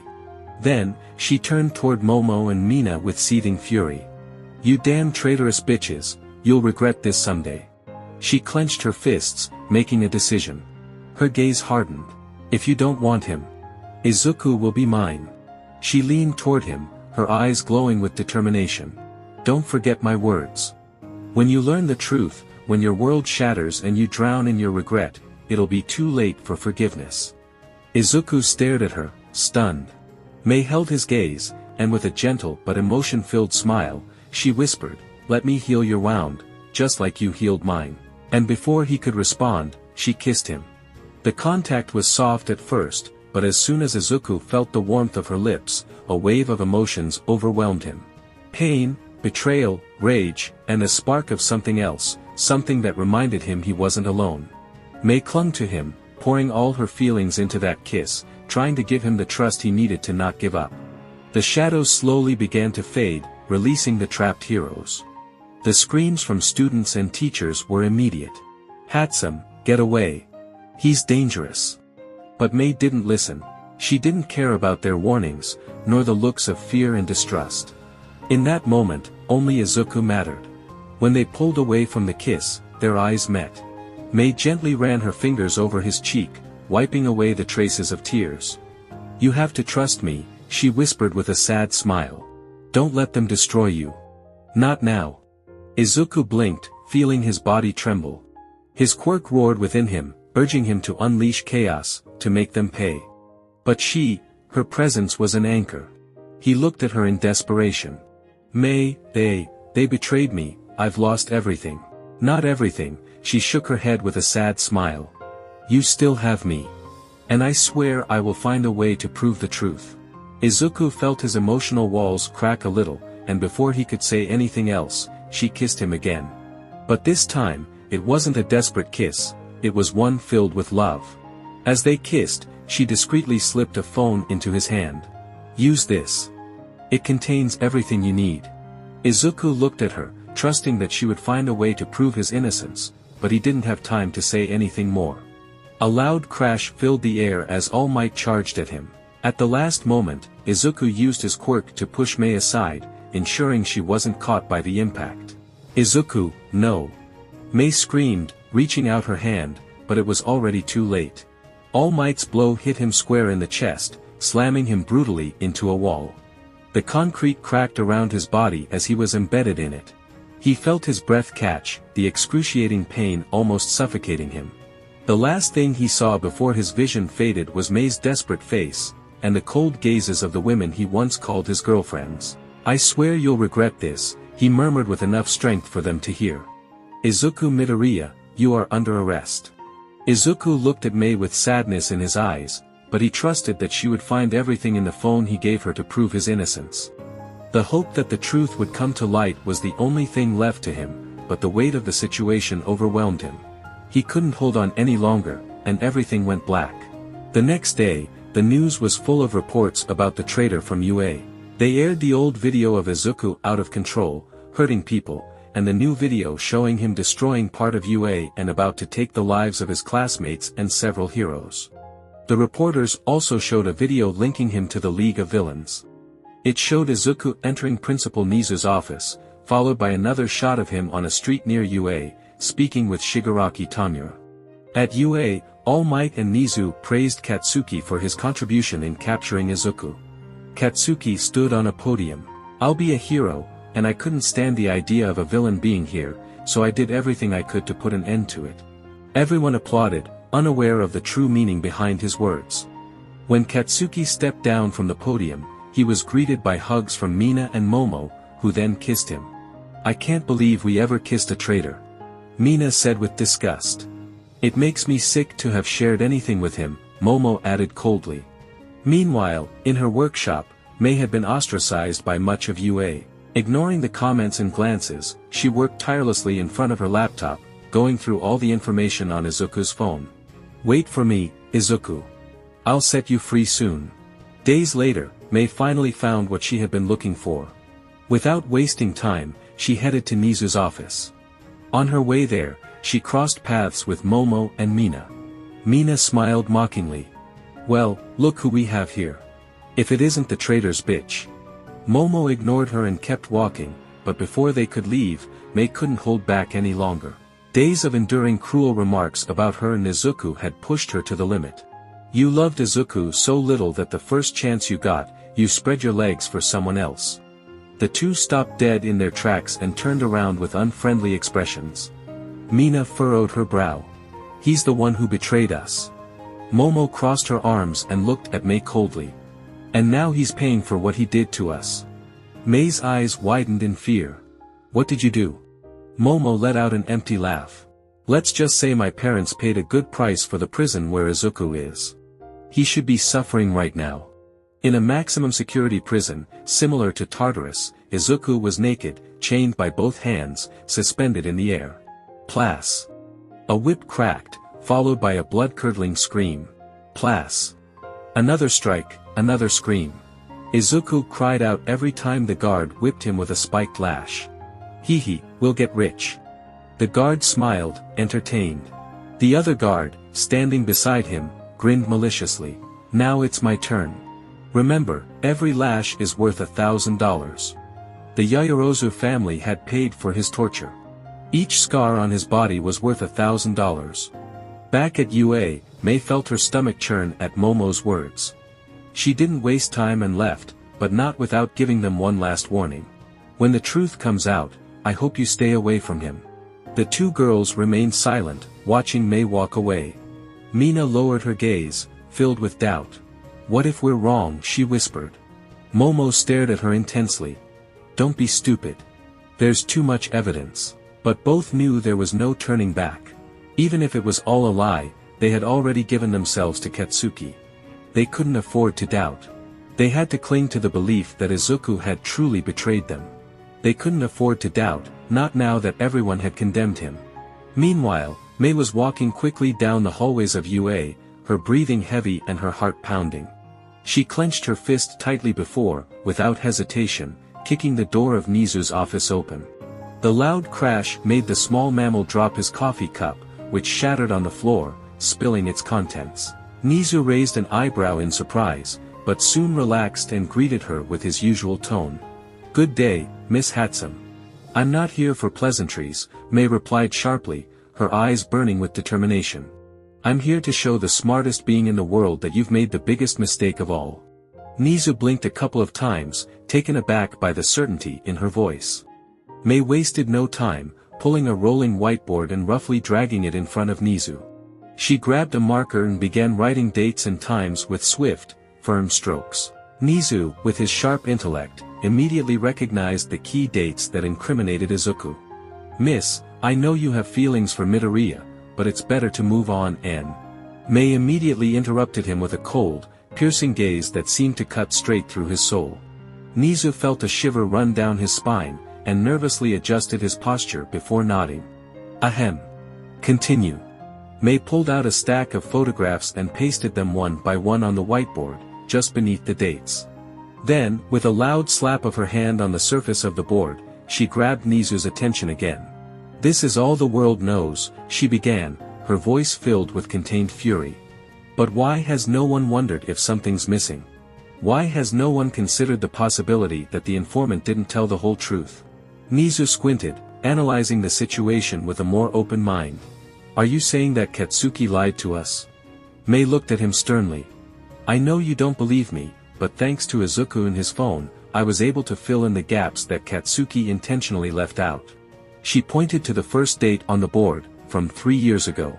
Beneath the image of Izuku losing control, she added 3 new photographs. The first showed a younger Izuku, surrounded by his classmates, who were hitting and pushing him with faces full of contempt. In the second image, a man with blue hair and an imposing presence appeared on the scene. In the third, the same man was holding Izuku in his arms while the young boy cried uncontrollably. Nizu grew serious, his small hands twisting nervously on the desk. "Do you have video?" Mei nodded and handed him her laptop. Without saying another word, she played the original video. The director watched with an expressionless face as Izuku's classmates insulted him, hitting him and pushing him against the walls while calling him monster, villain's son, scum. The words filled with hatred were what pushed him to his breaking point, unleashing his quirk uncontrollably. The scene continued until the man with blue hair appeared, speaking firmly but affectionately as he calmed the young Izuku, who collapsed into his arms, crying. Nizu paused the video, taking a moment to process it. His expression was tense, and for the first time in a long time, he seemed genuinely affected. As someone who had also been marginalized for what he was, he felt a deep connection to Izuku. "Where did you get this video?" he asked, his voice deeper than usual. "Izuku had it," Mei replied. "It turns out the school back then edited and cut most of the video to cover up what really happened. But his father, suspecting what might happen, kept a copy and gave one to Izuku in case he ever needed it to defend himself." Nizu covered his face with both hands, a gesture rarely seen from him. He paused for a moment before speaking again. "Show me the other evidence." Mei nodded and, without wasting time, pulled out a new set of photos and documents, quickly pinning them to the board. Her breath was heavy, and her pulse quickened with every piece of evidence she revealed. Nizu, in turn, observed each image with growing concern. His eyes narrowed when he noticed a pattern in the marked dates. In several of the images, Izuku was shown going out late at night, but what disturbed Nizu was the progressive deterioration of the young man. In the first photo, he appeared anxious, but in the following ones, he was seen gripping his arm tightly, collapsing to the ground, writhing in agony. His eyes reflected absolute suffering. Nizu slammed his small paw on the desk, his expression severe. "What's going on here?" Mei lowered her gaze for a moment, as if the memory itself hurt. Her fingers tightened on the edge of the desk before she spoke again. This was about a week before he was arrested. Izuku was noticing that everyone was starting to leave him behind. His girlfriends avoided him, his friends stopped talking to him. And it was destroying him from the inside out. She paused for a second, swallowing hard. "He came to my workshop every morning. He'd sit at my desk and tell me he couldn't take it anymore, that he felt like he was falling apart. But he also explained something to me that no one knew." Nizu looked at her intently, waiting for the revelation. Mei closed her eyes for a moment before she let it out. "His quirk becomes unstable if he's in a negative emotional state. And at night, everything gets worse. He told me his own power started spiraling out of control, escaping from his grasp when he fell into despair." Nizu squinted, analyzing the information. "So, both the video from 3 years ago and the one now, in both cases, his quirk went out of control because of his emotions." Mei nodded and quickly pointed to a section of the board where there were images of Izuku that Momo had thrown at him. "Those images that supposedly show Izuku betraying you. They were all taken in my workshop and are completely out of context." She typed a few quick commands into her laptop, and a recording of Izuku and Mei in the workshop appeared on the screen. In the video, Izuku could be seen looking exhausted, leaning against the table as they talked. The famous photo where Izuku smiles between my breasts. The truth is, he was completely worn out after using his power to heal me. It was at that moment he collapsed, and I caught him to stop him from falling. If you don't believe me, Recovery Girl can confirm it. She examined Izuku afterward, and it was all documented in a file. Nizu sighed, massaging his temple with concern. "That explains part of it. But what about the video where he meets Shigaraki Tamura?" Mei furrowed her brow. "I thought you were smarter than that." Without wasting any time, she projected a high-speed video of Izuku leaving UA's premises. Nizu watched as the young man gripped his head with both hands, staggering, until his body finally collapsed to the ground. Izuku had brief convulsions, his shadows spreading around him as if something inside him were trying to escape. The video continued, showing how Izuku managed to get up and, still unsteady, made his way back to UA. At that point, Mei switched the recording to the campus security camera footage. It showed Izuku entering her workshop with trembling hands, desperately searching for something. Nizu frowned, not understanding what she was trying to show him, until he noticed the board. The dates. Then he looked back at the laptop. The dates were the same. A chill ran down Nizu's spine. Someone had tampered with the information. The alleged meeting between Izuku and Shigaraki Tamura had been fabricated, synchronized to match Izuku's departure from UA. But in reality, at that moment, Izuku had been inside Mei's workshop. Nizu covered his face with one hand, his other claw gripping the edge of the table tightly. He took a deep breath and pressed a button on the table. His voice echoed throughout the campus. "Attention everyone. I have something important to tell you. Students and faculty, please gather in the conference room immediately." The halls filled with murmurs and hurried footsteps. The director's call was not something to take lightly. Students speculated in hushed voices as they made their way to the conference room. "Do you think this has to do with the traitor?" Ciro asked curiously. "Obviously, what else could it be about?" Kaminari replied casually. "Tisk, it's probably to announce that they executed him or something," Katsuki said with a malicious smile. When they arrived, the conference room was packed. The teachers were seated in the front row, all with serious expressions. On the main stage, Nizu stood at the center, with Mei Hatsum by his side, arms crossed and frowning.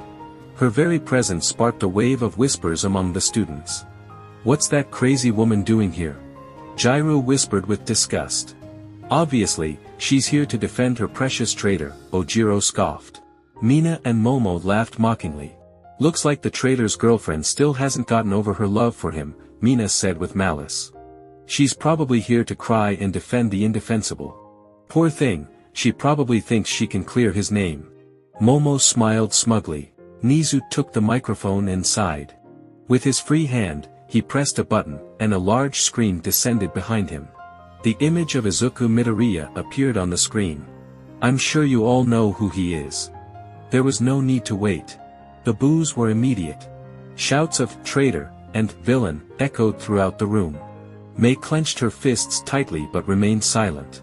She knew that in just a few minutes, she would see the faces of horror and regret that she had been longing for. Among the crowd, Momo and Mina were irritated.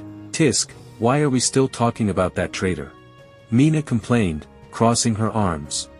Momo frowned, then smiled maliciously. "Don't worry. My parents made sure he suffered for his betrayal. No one messes with a Yaoyorozu and gets away with it." Katsuki approached and wrapped his arms around their waists, his hands dangerously close to their backsides. All right, girls, don't get mad. Maybe in a few minutes, they'll condemn that crazy woman for being an accomplice of the traitor." The girls sighed, relaxing. Each kissed Katsuki before resting their heads on his shoulders. "Thanks for showing us the monster Izuku was," Mina smiled. "Yeah, thanks. It still bothers me that he was my first boyfriend and not you," Momo pouted. Katsuki smiled with satisfaction. Everything was going according to plan. Not only had he destroyed Izuku's dreams, but he had also stolen his girlfriend's. But the next words from Nizu would break both girls' hearts into 1,000 pieces. "Izuku Midoriya, whom everyone calls a traitor and villain, is innocent and was framed by someone else." Silence. An absolute silence that seemed to swallow the entire room. Then, chaos. "That's impossible!" Kaminari shouted. "There's evidence, there are videos, he attacked the heroes." Kirishima yelled. "You're lying to us, director!" Sato exclaimed. Momo and Mina stood frozen. Their world was crumbling. No, this couldn't be true. Izuku was a traitor, a villain. They couldn't have been wrong. The mere thought of making a mistake made them feel nauseous. Katsuki gritted his teeth in fury, but he still felt confident. There was no way they could prove his innocence. Nizu looked at Mei and nodded. She stepped forward with confidence, her eyes filled with contempt as she scanned the room. "Worthless fools who don't deserve to be heroes. Today, I will show you your biggest mistake." She pressed a button, and 2 videos appeared on the screen. The first was from 3 years ago when Izuku lost control, and the second showed his confrontation with his classmates and heroes. You may think Izuku is the villain in these videos, but you're wrong. In both cases, he is the victim. Her words echoed in the air, planting the first seed of doubt. Whispers started to spread among the crowd, confused glances exchanged. What is she talking about? The videos are clear, right? He attacked first, didn't he? Then, the image on the screens changed. The videos rewound, revealing what had been hidden before, the truth that no one wanted to see. In the first video, it showed what happened before the loss of control. Izuku's classmates were seen insulting him, hitting him, calling him monster, villain's son, scum. It showed how he was pushed to the limit until his quirk exploded uncontrollably. Then, a man with blue hair appeared. With a firm yet gentle voice, he calmed young Izuku until he collapsed in his arms, sobbing. The second video showed what happened before the fight. Izuku writhed in pain, clutching his head. Katsuki appeared out of nowhere, followed by an ambush. The video showed how Izuku was attacked by several heroes, severely injured, and ultimately betrayed by his own girlfriends. To add more weight to the evidence, Mei spoke harshly. Izuku's quirk is powerful, but he needs to be calm to control it, she continued, her voice sharp as a knife. As you can see in the first video, he was harassed until he lost control. And in the second, he was already in a fragile mental state. Do you know why? Because everyone avoided him. No one wanted to be by his side. The murmurs grew louder. Some lowered their gaze, others furrowed their brows, resisting the truth. But Mei wasn't done yet. But there was something that hurt him even more. Her hand rose in fury, her finger pointing directly at Momo and Mina. Both of them froze, their faces pale, eyes reflecting a mixture of fear and guilt. And you too, as his girlfriends, instead of supporting him, turned your backs on him. Momo and Mina clenched their fists, unsure of what to say. All that pain led him to collapse and lose control of his quirk, Mei concluded coldly, her words chilling even the professional heroes. No one dared to speak. Momo and Mina couldn't believe it. Their boyfriend had been suffering, and the video that had labeled him a monster was actually a result of them pushing him to the brink. But they shook their heads. Still, he had betrayed them with Mei and joined the villains. Right? Mei noticed that they were still resisting the truth, their fists clenched, and desperation clear in their faces. Nizu spoke calmly, but his voice carried an undeniable weight. Show the rest. Mei nodded and pressed a button. On the screen appeared the supposed meeting between Izuku and Shigaraki. However, there was another video that showed the reality. Izuku was in Mei's workshop, clearly exhausted and distressed. Mei was seen handing him an energy drink and a cloth to wipe the sweat from his forehead. Momo and Mina felt their bodies shake. Their world was falling apart. But they still clung to the idea that Izuku had betrayed them with Mei. Mei smiled coldly. She knew her next move would break them. Alright, since you still want to cling to your illusion, let's finish this. New files appeared. The famous photo of Izuku smiling on her chest. Mei switched the image and zoomed in on the details. She displayed a document from Recovery Girl with the medical report. Patient Midoriya Izuku collapsed after excessive use of his quirk. Extreme fatigue caused a temporary loss of balance and consciousness. Fortunately, student Mei Hatsum was there to support the patient and prevent him from falling. Then, Mei showed full recordings of all her interactions with Izuku. None of them showed any romantic involvement. It was just Mei helping him, supporting him, and listening to his pain. Nizu took the microphone. I've informed the authorities. Izuku Midoriya will be released immediately, and his name will be cleared. I will hold a press conference to ensure the public knows the truth. Mei looked at everyone with a triumphant smile. Her eyes settled on Momo and Mina, who were silently crying. I told you.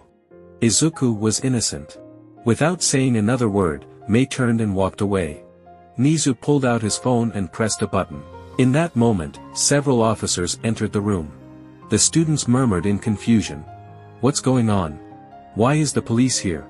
Before anyone could react, an officer tackled Katsuki Bakugu to the ground. Let me go, you bastards. What do you think you're doing?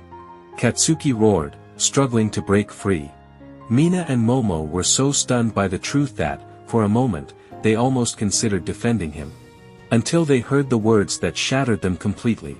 Katsuki Bakugo, for falsifying evidence and framing an innocent person, you will be arrested and brought to trial. Evidence of your involvement in the conspiracy against Izuku Midoriya has been found. The blonde struggled with fury, cursing the officers. Let me go, you useless bastards. But when his gaze landed on Momo and Mina, his face twisted with fury. Momo, Mina, do something, damn it. The two didn't react.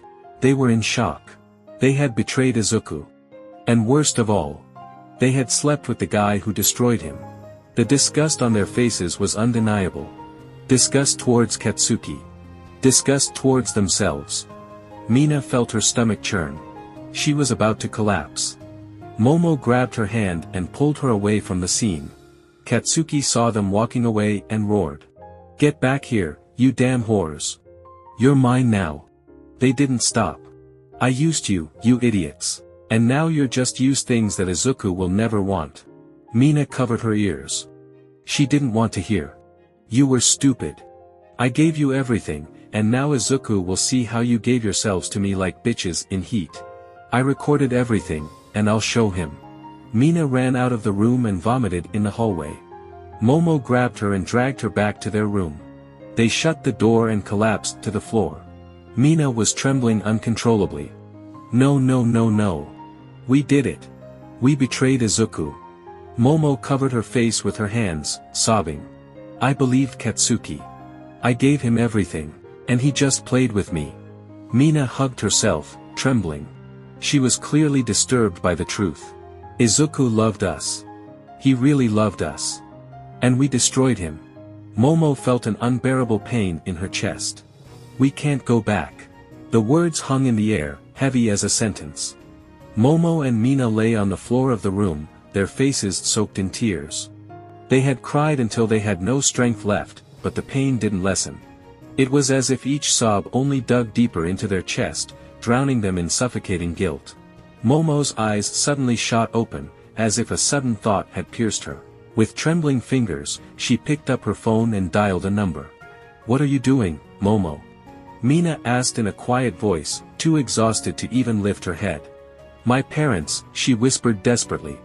They paid money for Izuku to suffer in prison. Mina felt her stomach churn. She was too numb to react with anything other than a shiver. On the other end of the line, the call was answered. Hello, daughter, Kane Yaoyorozu's voice sounded tired, even sad. Momo swallowed hard before speaking. Tell me, Mom, what exactly did you and Dad order to be done to Izuku in prison? There was silence. For a moment, Momo thought her mother had hung up, but then she heard her sigh, and when she spoke again, her voice was full of irritation. What else do you want to do to that poor boy? She said with a tone of desperation. He made a mistake, he hurt you, but isn't all the pain he's gone through enough? Momo's heart skipped a beat. Was her mother on her side? No, not exactly. But her words were filled with guilt and regret. Kane had grown fond of Izuku. She saw him as the son she never had, but when her daughter showed her the supposed evidence of his betrayal, she couldn't ignore it. Her husband, furious with the dishonor, made sure that Midoriya paid for his deception. Mom, Momo swallowed hard, feeling her throat close up. It's been proven that Izuku is innocent. He was framed. Silence. Then, a suppressed breath on the other end of the line. Kane Yaoyorozu felt a mix of relief and fury rush through her. Tell me, her voice trembled with contained rage. Who framed him? Momo pressed her lips together. She didn't want to say it. She didn't want to accept what had happened. But her mother's shout made her shudder. Answer me, damn it. The words came out in a murmur. It was Katsuki Bakugo. He planned everything. The sound of the phone creaking under Kane's hand was the only noise before her cold declaration. Your father promised $1,000 for every scar Izuku had. Momo and Mina felt the air escape from their lungs. Up until now, her mother continued in an icy tone, they've made $150,000. She hung up without saying more. Momo and Mina were frozen. The dead line on the phone was the most terrifying sound they had ever heard in their lives. Mina let out a hollow, lifeless laugh. Ha, ha. We completely ruined it, didn't we? Momo bit her lip so hard she could taste the metallic tang of blood. She nodded slowly and collapsed onto the bed, covering her face with her arm. She didn't want anyone to see her cry, not even Mina. Kane Yaoyorozu wasted no time and went in search of Izuku. Shortly after, she descended from her private helicopter with an air of royalty. Her heels echoed on the prison floor with an authority that was impossible to ignore. The guards straightened up as they saw her, bowing their heads in respect. She didn't pay them any mind. She walked with determination toward the maximum security cells. When she arrived, her dark eyes landed on the slumped figure inside the cell. Izuku Midoriya was no longer the young dreamer she once knew. He wore prison rags, his hair was dirty and tangled, his skin pale and scarred. He didn't look up when he heard the footsteps. 2 guards stepped in front of her, blocking the entrance. "Stay back, Mrs. Yaoyorozu," one of them warned. "This villain is dangerous." Kane clicked her tongue and, with a contemptuous smile, pulled a wad of cash from her purse and threw it at the guard's feet. "Get out of my sight," she ordered, her voice sharp. "This boy is free now. I've paid for all the necessary paperwork for his release."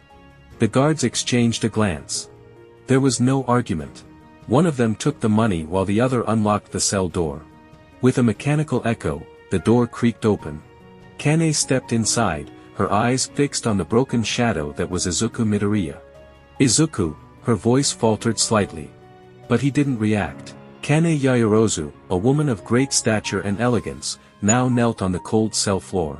The expensive dress she wore dragged across the dirt and dried blood that stained the place, but she didn't care.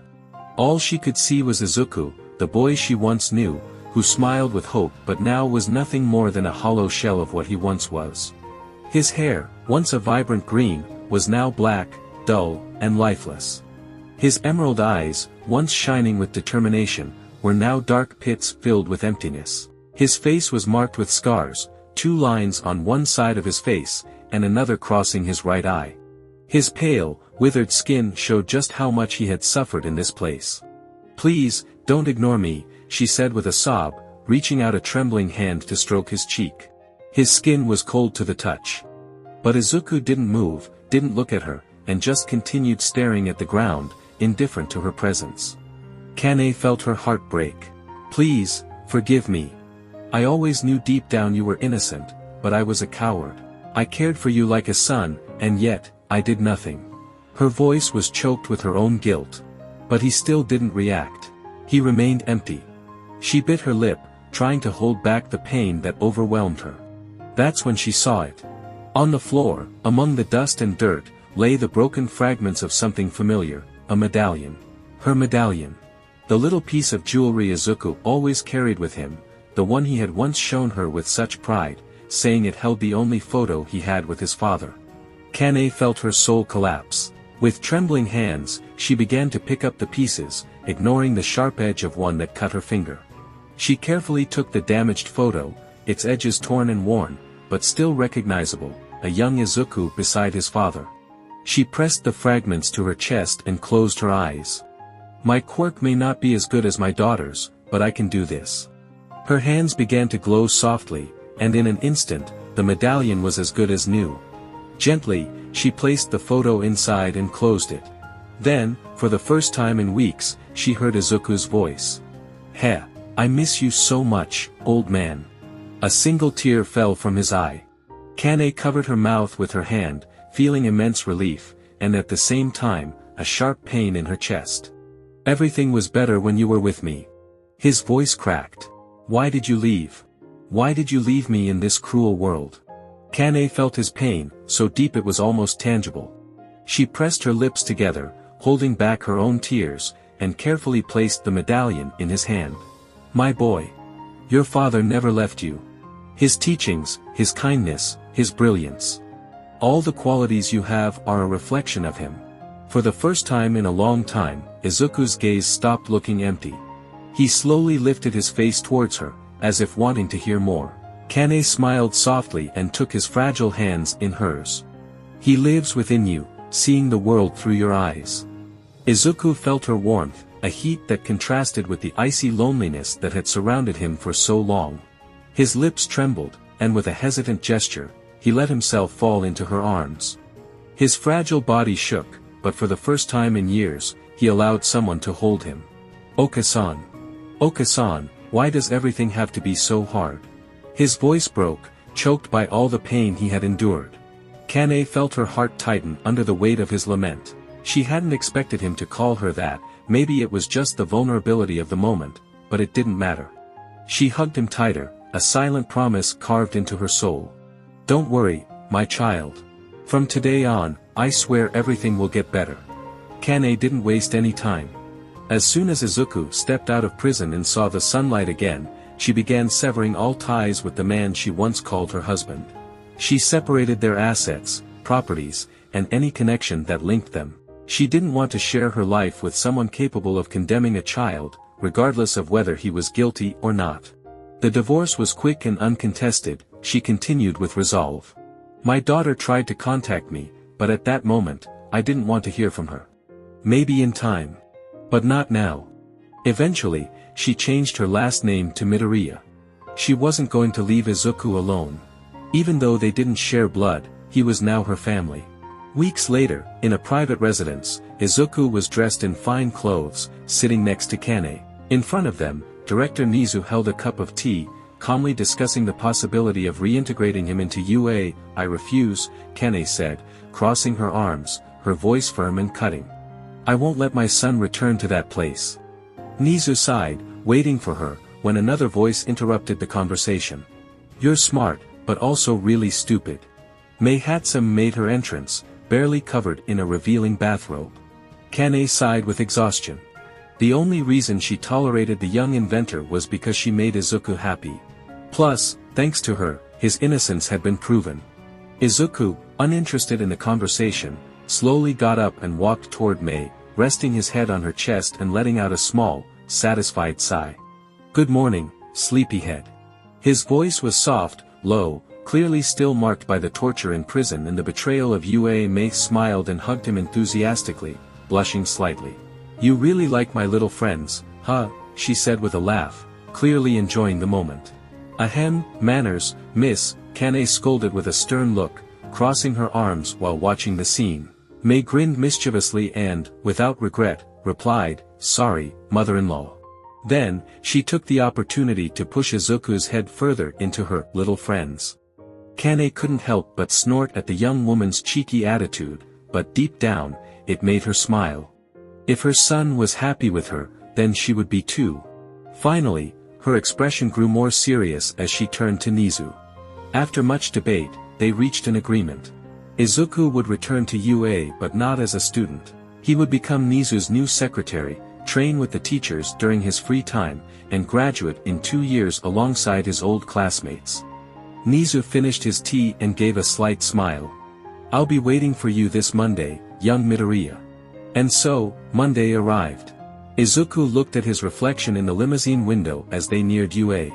His face was serene, without a trace of emotion. Only with Mei and his new mother did he appear vulnerable, even shy, but that would be left behind as soon as he crossed those doors. He wasn't here to make friends. He wasn't here to forgive. His goal was clear, train for 2 years and become an official hero. Nothing more. Nothing less. The vehicle stopped at the academy entrance. The door opened, and Mei stepped out first, clinging to Izuku's arm with a carefree smile.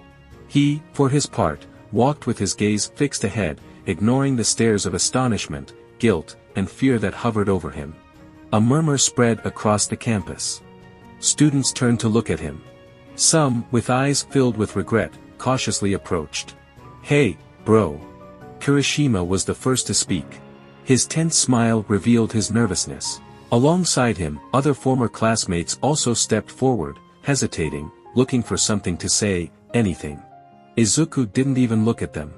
He kept walking with Mei still hanging on his arm, as if none of them existed. From a distance, Momo and Mina watched in silence. They felt a lump in their throats, their hands trembling. How were they supposed to talk to him? They couldn't just walk up and say, Hey Izuku, I know I was wrong, but I still love you. Just thinking about it made them feel stupid. They had lost him. And now, Mei had him. The two girls couldn't help but feel jealous. Izuku wasn't like the other guys. The others were only interested in their bodies or their status, but he had always been genuine. He cared about them for real, with feeling, with a purity that now seemed like it was gone forever. And it was all because of their own stupidity. Mei and Izuku separated at the entrance.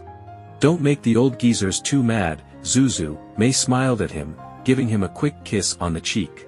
"Remember, if you need to unwind, my workshop's always open for you." "I'll keep that in mind, Mei." Izuku gently patted her head before turning towards Nizu's office. Thanks to Kane's intervention, Mei now had a fully equipped workshop with the most advanced technology she could only have dreamed of. As she headed to her sanctuary, Izuku walked through the halls of UA completely indifferent to the whispers around him. The teachers noticed as well. Among them, Midnight was the first to speak. "Hello, Midoriya. I'm so glad to see you." Izuku stopped abruptly, his cold gaze locking onto her. "Finish your act. I didn't come here to make friends, so let's keep this professional, shall we, sensei?" His tone was harsh, devoid of any warmth.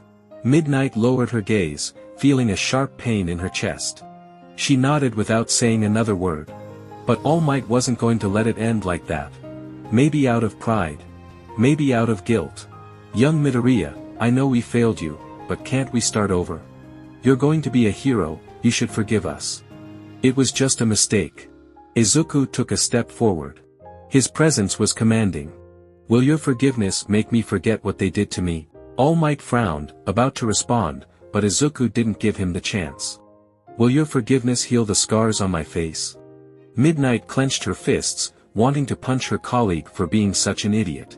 "You only act for your own benefit and never see the full picture." His voice remained steady, but the contained anger was clear. "If you had done your job right, I wouldn't have gone through hell itself." Some of the heroes thought he was exaggerating. Until he decided to end their doubts. Slowly, he began unbuttoning the cuffs of his shirt, then the buttons on his chest. He carefully took off the garment. The air seemed to freeze. Dozens. Hundreds. Maybe thousands of scars marked his skin. Some were thin, white lines, others deeper and darker. Burn marks, cuts, bruises, wounds that never should have existed on the body of a boy who dreamed of being a hero. When Izuku turned around, Midnight felt nauseous. His back was a grotesque canvas of torture and suffering. There wasn't a single inch free of scars. Izuku calmly put his shirt back on. "Let's make this simple. You handle your business, and I'll handle mine." He didn't wait for a reply. He simply walked away toward Nizu's office, leaving behind a group of heroes who could do nothing but stare at him in horror and guilt. What no one noticed was that, among the crowd, a student had taken several pictures of the scene. And within minutes, all of UA was horrified by what Izuku had endured. Especially Mina and Momo. The days went by without much change. Izuku arrived at UA alongside Mei, completely ignoring those who tried to speak to him. He only responded when absolutely necessary, and with a coldness that was almost unbearable for those who had once been his friends. As Nizu's secretary, he was now in charge of evaluating the students' performances. He had already documented the progress of the third and second year students, but now, to his dismay, it was time to evaluate his old class. Without hesitation, he informed Aizawa of his plan, to organize one-on-one combat and personally assess each student's abilities. By the end of the day, Izuku's hair was slightly messy as he reviewed his notes in his notebook. In front of him, his former classmates lay on the ground, gasping for breath. Some were trying to bandage minor wounds, while others could barely stand. Aizawa sighed before speaking. "You could have been a bit more considerate, Midoriya." Izuku looked up, his expression unreadable. "They need to be ready. No one is ever really safe. It's better they're prepared for the impossible, or they'll end up like I did." Aizawa simply sighed. There was no trace left of the fondness he once had for his students. Mina and Momo, sitting on a nearby bench, stood up. They had spent days trying to gather the courage to approach him, but they couldn't keep running anymore. They walked over, at first attempting to start a casual conversation. Momo tried to smile. "You've improved a lot, Izuku. It's clear you've been training." Izuku barely glanced at her. Mina crossed her arms, forcing a laugh. Don't you miss spending time with us? We used to laugh together all the time. Izuku just wrote something in his notebook and didn't respond. Desperation began to rise in them. With a trembling voice, Mina whispered, "Please, just look at us. Look at me." Izuku didn't even blink. Then, unable to hold back anymore, both of them raised their voices, tears streaming down their faces. "We still love you. We still want to be by your side." For the first time, Izuku sighed and looked at them. But there was no tenderness in his gaze, only disgust. "Don't lie to me, and don't lie to yourselves." His voice was sharp. "You never loved me. I was just an idiot for loving you. If you had loved me, you would have questioned the evidence that incriminated me. You would have sought the truth instead of spreading your legs for the guy I hate the most." Momo and Mina turned their gazes away, feeling guilty. Izuku pulled out his phone and opened a chat. Hundreds of videos appeared on the screen, showing both of them giving themselves to Katsuki, whispering that they loved him, that they had always loved him and not Izuku. Mina dropped to her knees, covering her mouth with both hands, unable to hold back her sobs. Momo tried to speak, but no sound came from her throat. "I never watched these videos," Izuku continued coldly. "I just waited until you spoke to me so I could show you your hypocrisy. Now that I've made my point, don't look for me. Don't talk to me. Because I'll never love you again. Every time I see you, I only see two women who chose that idiot over the man who loved them." With a few taps on his screen, he deleted the chat and any trace of them from his phone. They weren't even worth a megabyte in his memory. Zuzu. A cheerful voice interrupted the tense atmosphere. Mei, covered in oil stains, ran up to him and hugged him tightly. Izuku held her by the waist and spun her in the air, letting out a genuine laugh. "Why is my favorite inventor so happy?" She smiled proudly. "Today I finished making a creation that will leave you speechless." Then she lowered her voice to a whisper, but loud enough for Mina and Momo to hear. "And tonight, I want you to reward me." Izuku raised an eyebrow, amused. "Oh, really? I wonder what kind of reward you want." Mei clung to his arm, pressing herself closer to him. "I'm sure you'll think of something." Momo and Mina couldn't look away. Seeing Mei in his arms, being the reason for his smile, tore their souls apart. But it was too late. They had lost their one and only chance, and now all they could do was watch as Izuku moved on without them. On an abandoned cell, on a deserted island, Katsuki was trapped. A gag was in his mouth so his screams couldn't be heard. He struggled violently to escape, but his hands and legs were chained. Whip. A lash cracked, followed by a muffled scream from Katsuki. This was repeated over and over again. After a while, footsteps echoed on the stone floor, and Izuku's adoptive mother, Kane, made her entrance. Katsuki felt a shiver run down his spine. He didn't want to die. He didn't want to live his life in this torture. Kane stepped closer, her face inches from Katsuki's. "What does it feel like to be tortured? What does it feel like to be in the dark, suffering through this agony?" Katsuki tried to speak, but the gag prevented him. "My son suffered unjustly, and now his body is marked with scars for the rest of his life." Kane sighed with apparent calm. "I usually wouldn't do this, but..." She paused and glared at him with hatred. "Not only did you ruin my daughter by sleeping with her, but I lost almost everything.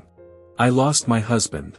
Although, now that I think about it, I'm better off alone. And I lost my daughter because Momo is dead to me for giving herself to trash like you." She pulled a syringe from her bag. "I'm not that cruel, so you won't suffer every day like Izuku did being tortured." Then she flashed a sinister smile. "So enjoy your last hours." Without thinking twice, she plunged the syringe into his shoulder, and the liquid entered his body. Katsuki writhed, and before losing consciousness, she removed the gag. He tried to speak, but suddenly, she shoved one of Izuku's shoes into his mouth, so deep he felt like he couldn't breathe. Just before everything went black, he heard her mocking smile. "My son said one day you'd kiss his shoes. But I think that's too much for trash like you." Kane looked at the man holding the whip. "Take him to the ship, and once he's conscious, you know what to do." Hours later, Katsuki opened his eyes, still with Izuku's shoe in his mouth. Something was wrong. He was lying on wooden planks, looking up at the blue sky, but his body wouldn't respond. He could only move his eyes and barely his mouth. A grim-looking man approached. "I see the sleeping beauty has finally rested." The man grabbed him by the hair and started dragging him. Katsuki let out a groan of pain. He couldn't move, but he could still feel the pain vividly. He panicked when he realized they were on a ship, and now he was on the edge. He tried to say something, but only mumbled words came out, barely understandable. The man laughed. "Kid, I don't know who you pissed off, but they paid me a good sum of money, so. Goodbye." He grabbed him, and Katsuki panicked. Tears of desperation welled up when he saw the water. Sharks were circling. He didn't want to die, not this way. Without hesitation, the man threw him into the sea. Katsuki felt 6 seconds of excruciating pain, and then nothing. His last thoughts were of his former friend. He had always been envious of Izuku. Izuku had a better quirk, he was stronger. And even though everyone called him a villain, Katsuki knew that Izuku was better than all of them. In the end, he left this world with desperation and anger, being surpassed once again by Izuku. It was night, and in Mei and Izuku's room, moans could be heard. Kane was outside, pacing back and forth. She knew that girl was bold, but she never thought they would do something so indecent, knowing she was there. "Yes, Izuku. Harder." Mei's pleas echoed through the room. Kane couldn't take it anymore and, her face red with embarrassment, kicked the door open. "You pair of indecents, what do you think you're doing?" But what she saw wasn't a scene of intimacy. Instead, both of them were in workout clothes, and Izuku was helping Mei stretch her leg muscles. Mei saw the embarrassed look on her mother-in-law's face and smiled mischievously. "Mother-in-law, did you think we were?" Before she could finish, Kane slammed the door shut and stormed off, embarrassed. From the hallway, her voice could be heard ranting. "Perverted girl, you'll see." Izuku didn't fully understand what was going on. Mei, however, smiled to herself, thinking playfully. "Don't worry, mother-in-law. Today, I'll make you a grandmother." The end of the story. Before finishing the video, remember that videos in English will have this logo in the corner, so you'll know the theory is in English. I have several theories to translate, so support this video to keep translating the rest. On the right side, the last translated theory will be appearing.